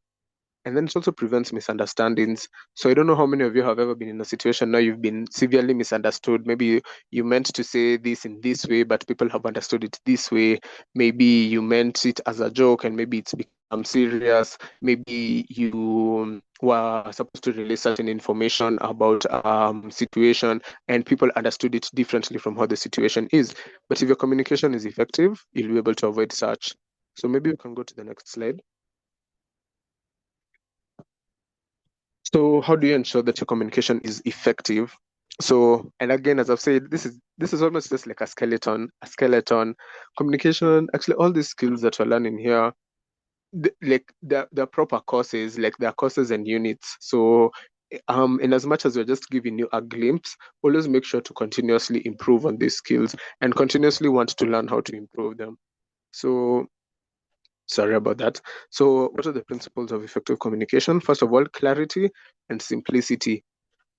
We know that a lot of people are well read. We know some people have even read, have almost the full dictionary in their mind. There's a prominent figure. I just know he comes from Western. I want to say Pelo Lumumba, but I'm not so sure if that's him. He has some he's a lawyer, and he has some really amazing English. And I really like how he speaks, because well, he has a lot of English. He knows when to show it off. Because in some instances, you can't show off with big English. People won't understand you. So that's where now clarity and simplicity comes in. You need to be clear in how you're talking, and you need to make sure it's simple. So a good situation, let me use a pharmacy setting. You're trying to talk to a patient. A patient wants a certain medication. Maybe they want a certain brand of amoxil, but you don't have that brand. You have a different brand. So you have to explain to this patient that, first of all, in as much as there's a difference in brand, they're both effective. And you also have to explain to them in simple terms and as very clear as possible that you have to take this medication maybe after your meals. You have to maybe avoid taking certain foods while on this medication, and you have to make sure you finish your dose. And so you need to make sure, and this patient doesn't know medical jargon. So when you start talking about beta-lactamase inhibitors that are combined in amoxiclav, you're just losing them. Like they've already, like maybe you're even scaring them. But if you just keep it clear and simple, just tell them like, yeah, it's combined with something that makes it more effective. And that's okay, because they don't need to know about the whole process of it being blocking the breakdown by bacteria and all. So just make sure it's clear and simple. The next thing is active listening. Don't just hear to respond. And I think I've also touched on this previously. When someone is talking, don't just hear waiting for the chance to speak. Listen to what they're saying. Even if they finish what they're saying and you still need time to process, it's okay to take a pause. Yeah. But just make sure you're actively listening. Listen to what is the message beneath what they're saying. And that way you'll also be able to provide an adequate response, and the response will also be able to tackle the main issue. Then consistency of words and act. Just as I've said, you don't need to flaunt big English and you don't need to use medical jargon all the time. There are settings for that. But especially in leadership, let's say if you're having a new team, you don't know how this team, you don't know the level of, English proficiency of the team. So if you start using big words, you might actually be scaring some of the team members and actually making them feel like belittling them a bit. So make sure that at least how you communicate with your team is consistent, and make sure that your words and your actions align. You can't be promising tea and giving people hot water. You can't be promising people like making big promises and your actions aren't aligning. So just make sure there's a consistency in your words, and also that your words are consistent with your actions. And feedback and confirmation as well. So always leave room. Make sure that the person you're communicating with, the team you're working with, and your teammates as well, because sometimes you might be the team leader, sometimes you're part of the team. Make sure that feedback and confirmation, you make sure that people know like it's always available. When talking to someone, maybe you've issued them a task, make them know, reassure them, I'm available in case of anything. If maybe your leader has delegated a task to you, always reach out to them if you're stuck, or always just reach out to confirm, like, if I get stuck, is it okay if I reach you? How's the best way to reach you? If you're having like an activity that you're doing and you've done a task and you just want confirmation before you proceed with it, just to make sure you're not making a mistake, reach out, tell them, I've done this task, I've reached here, and I just want your confirmation if I've done it okay, or maybe if I need to adjust something, or maybe if you can provide me some insight on how I can proceed to make it better. I mean, how I can proceed as I improve on it. So make sure that feedback and confirmation is also a constant. So those are just some of the principles of communication, and there are quite a lot. Yeah, I think those were just a few examples. So maybe so this is just a small task. Just think about it. Yeah, if you had to announce an important meeting in one sentence, what would you include to ensure no one misses it? So anytime you're providing communication, treat that communication like it's the last communication you're going to give, especially if it's going to be public communication. Make sure that it's very comprehensive, but not too complex, because remember, clarity and simplicity is one main principle. And also make sure you're able to relay the most important information within that communication. Of course, you can decide to overdo and send long paragraphs, but how many people will read those long paragraphs? So you have to make sure that in as much as you're trying to make it brief, it's also able to capture the most important information, and it's also able to relay the intended message. So maybe just think about it, and if you ever find yourself in such a situation, just go back to the principles. So maybe we can go to the next slide.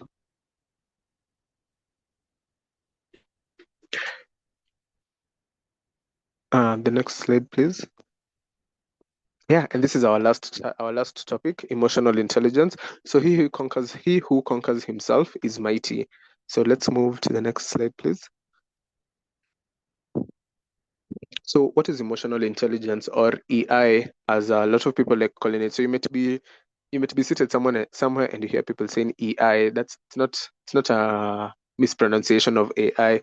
EI is emotional intelligence. And so what is emotional intelligence? It's being able to understand your emotions and being able to understand the emotions of those around you and being able to manage them as well. So by understanding your emotions, you're able to not only manage your reactions, but also act. You won't have to act on impulse. You'll be able to regulate your emotions. You'll also be able to make decisions in a calmer state of mind, and you'll also be able to notice when you're in a situation that is beyond your control, so that you either seek for assistance or help as soon as possible, or step back so that you can be able to take a breather before you make any decisions. So it's very important to have emotional intelligence. And there's a quote that I came across recently, and it said that while IQ can get you a leadership position, your emotional intelligence is what will make you a good leader, because at the end of the day, everyone has emotions, and we just decide to show them on different levels. So once you've been able to understand your reactions and manage your reactions while regulating your emotions, you can then also be able to understand other people's emotions. And by understanding other people's emotions, you're able to build strong relationships with them. So you'll also be able to understand that if, for example, as a team, maybe you're trying to do an activity and you realize that people are fatigued, people don't seem as motivated as they usually do.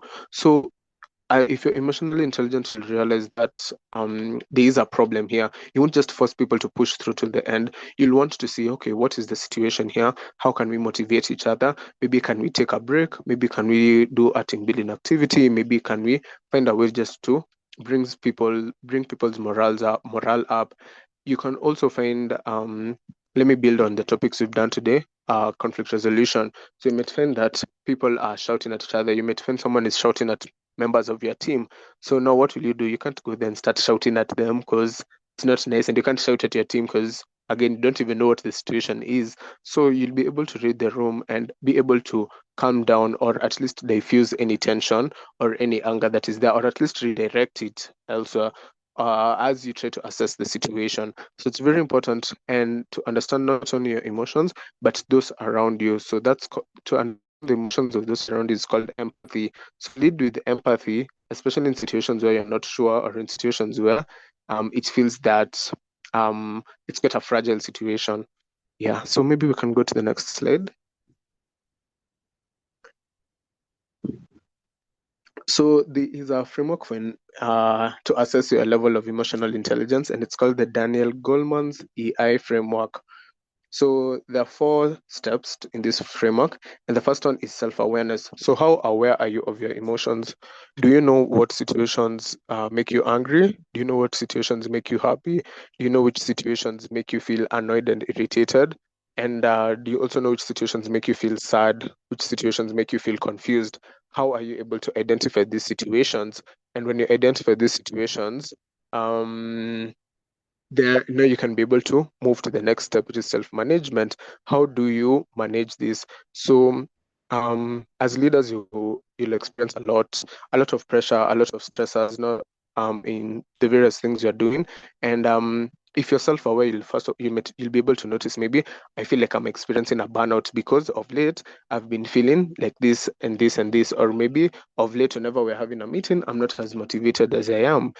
So, well, you've been able to, you're self-aware enough to realize that I'm currently experiencing a burnout. So how will you manage it? Will you continue pushing through the burnout? That's not healthy. So you decide alternative ways of managing it, maybe through an artistic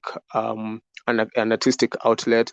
Maybe you want to play some music instruments, maybe you want to sing, you want to dance. For some people, maybe they might be adrenaline junkies. They just want to go run, maybe go for some bungee jumping, some zip lining. And for some people, they just want to chill, maybe watch a movie, maybe read a novel, maybe go out for food with some friends. So you're able to manage your emotions as they arise. And then once you've been able to, because it all begins with yourself. So once you've understood yourself and can manage yourself, now you can be able to be aware of others and manage them. So social awareness. Are you aware of the situation of the people, or of the emotions, or are you at least in tune with how people around you are feeling? Are you empathetic enough to sense when you enter a room, maybe this room tensions are high? When you enter a room, maybe you're like, okay, people here may be angry, or people here are quite jovial. So are you able to be empathetic to at least be in tune with the emotions of those around you? And then finally, relationship management. Once you've been able to understand the emotions of the person next to you or around you, now you can be able to build a relationship with them and manage them, because you might realize that, okay, this person isn't as talkative, so maybe I don't need to bore them with too many stories. Maybe just some small stories here and there with like breaks in between. maybe the other person, maybe the person to my left is now an extrovert, and this person just wants stories. And so I'm like, okay, let's make stories. Maybe the person to you in front of you just doesn't want anything like them. They're just nonchalant. So what do? You just leave them be. Maybe just check up on them once in a while. So even in your team, you need to be able to build relationship. No one person in your team is the same, and no one person in your team is like you. So for example, for me as Levis, I have my own emotions. I know how I get aware of them and I manage them.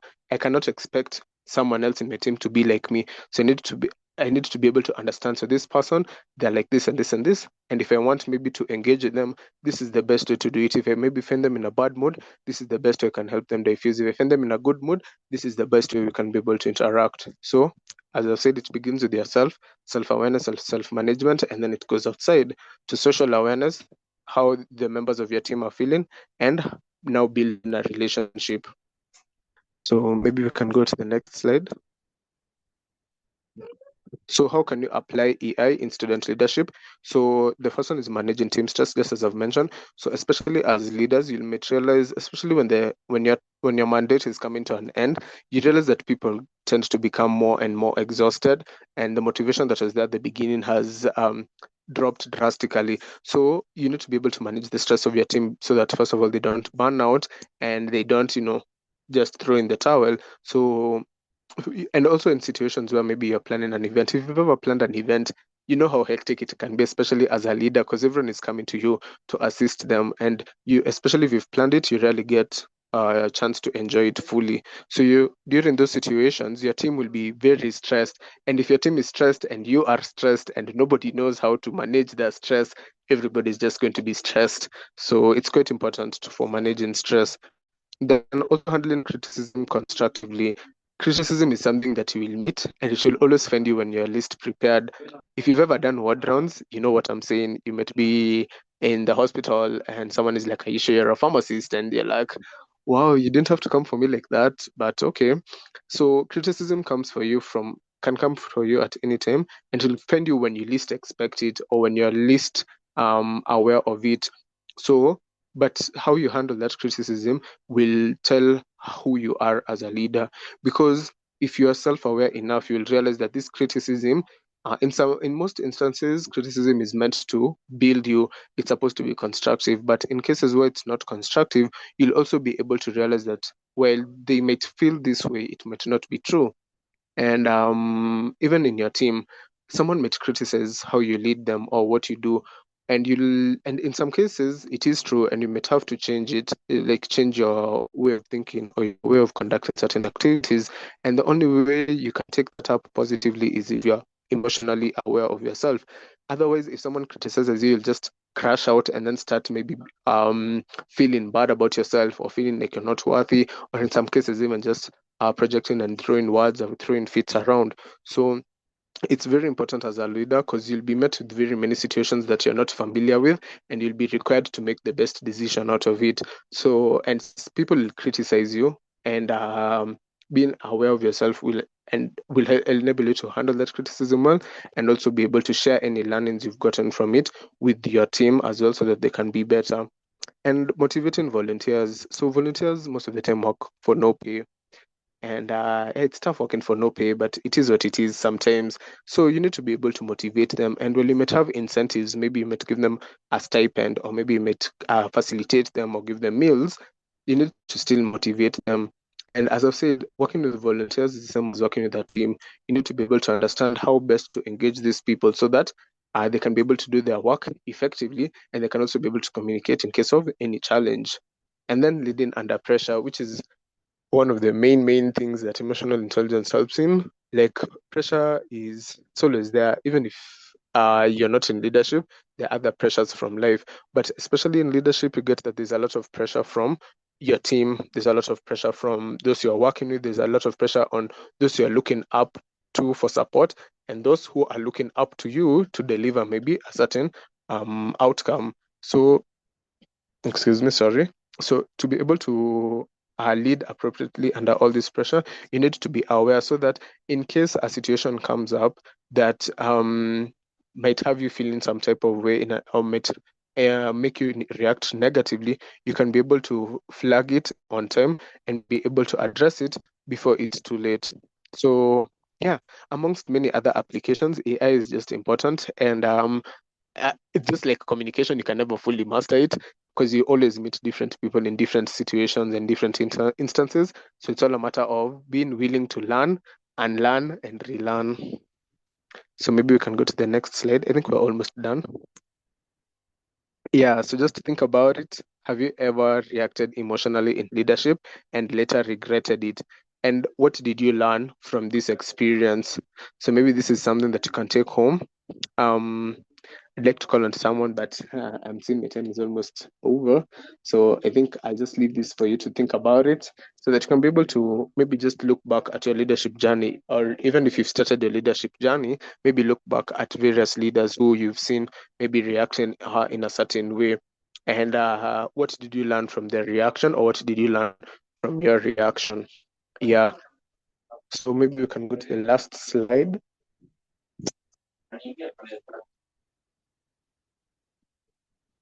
So in conclusion, lead with clarity.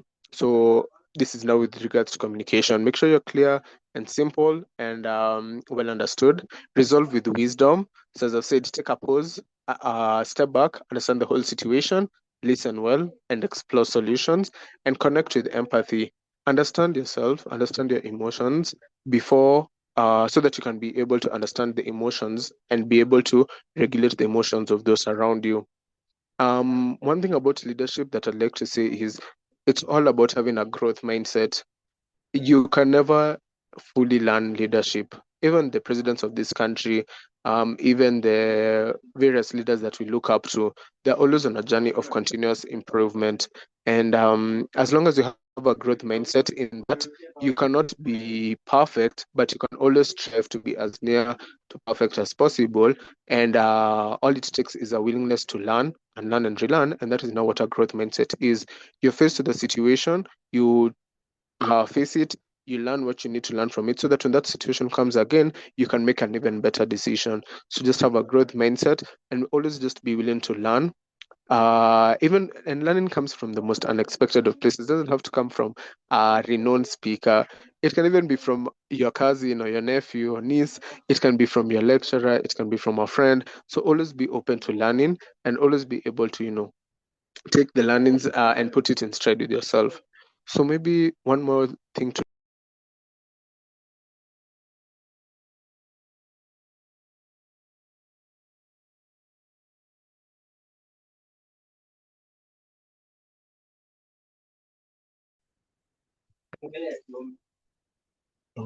sorry about that. I think I dropped off the meeting.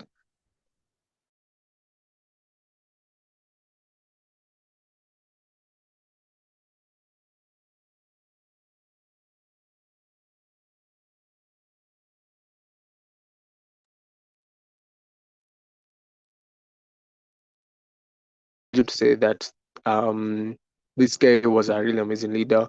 This guy was such an impactful leader. This guy was such a no business leader. This guy was a joker of a leader because they're all like, I don't want to say names, but we all know. You can also say like this person was such an inspirational leader. This person was such an nonchalant leader. What type of leader would you like to be? What type of leader would you like to describe yourself as 1 year from now? That is January 2027. Yeah, and I think that's the end of my presentation. I think the last slide is just to say thank you and to open the floor to any questions. And yeah, I also hope I didn't drop off the meeting mid-talk, but I thank you guys for your time. And yeah, I do hope you've been able to learn something. Yes, Lewis. Thank you very much for that lovely presentation. And we were able to hear you most of your presentation. You only broke off towards the end, but we didn't lose much. Thank you very much. And as you've emphasized from your presentation, that communication is the backbone of all activities, and we need to learn and relearn and relearn.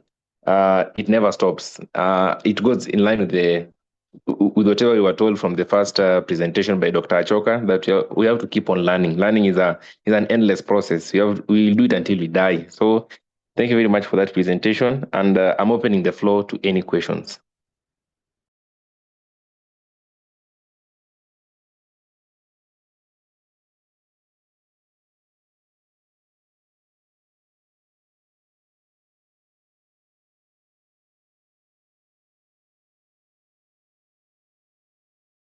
If you have a question, you can raise your hand and unmute, or you can type in the chat box. Even if it's not a question, but you have a comment for the lovely presentation by Levis, you can also just raise your hand and unmute.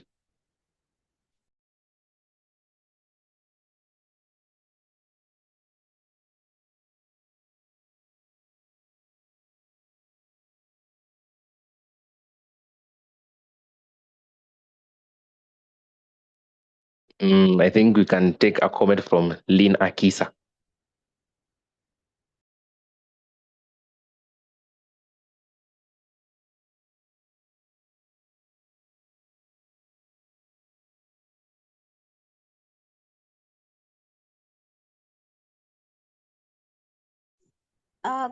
Good evening.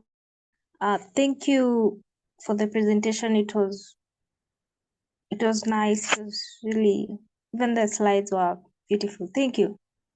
And thank you for the ones who organized. We've learned a lot personally. We appreciate.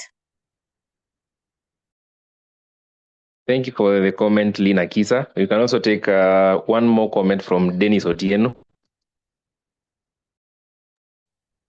Okay.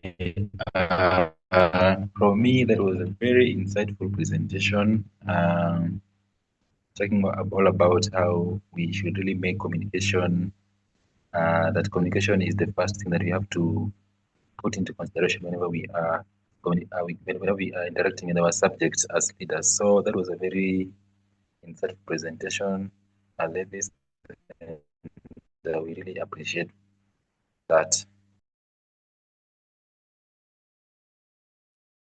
Thank you very much for that comment also, Dennis Otieno. And you can give Levis his flowers through emojis. You can send a thumbs up, you can clap, you can send in your reactions. And while doing so, I'd like to recognize the presence of our patron, Dr. Kodiwo. He joined during the course of the meeting, and I'd like for him to tell us something before we close the meeting.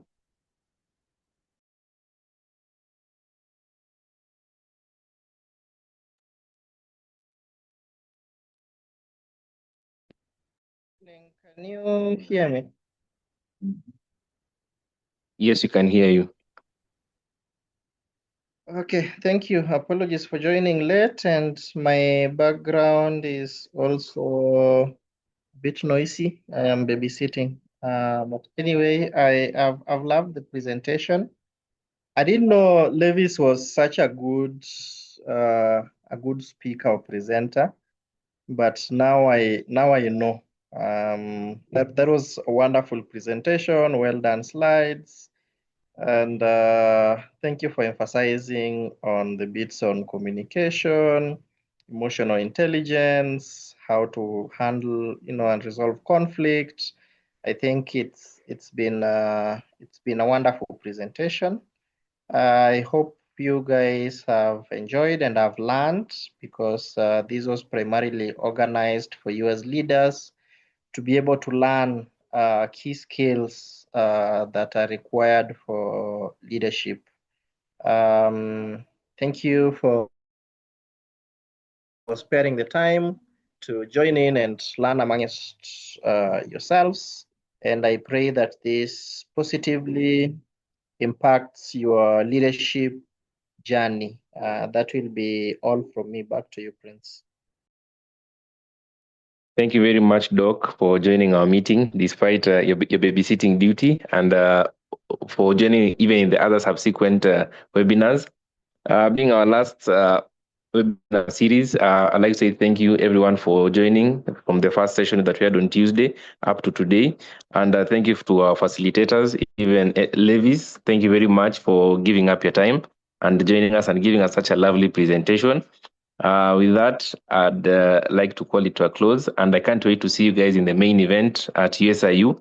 We will begin at exactly 8 a.m. So make sure you keep time, and don't forget to carry your ID, either school ID or national ID, for identification at the gate. Thank you very much, and have a lovely evening ahead. You can leave at your own pleasure.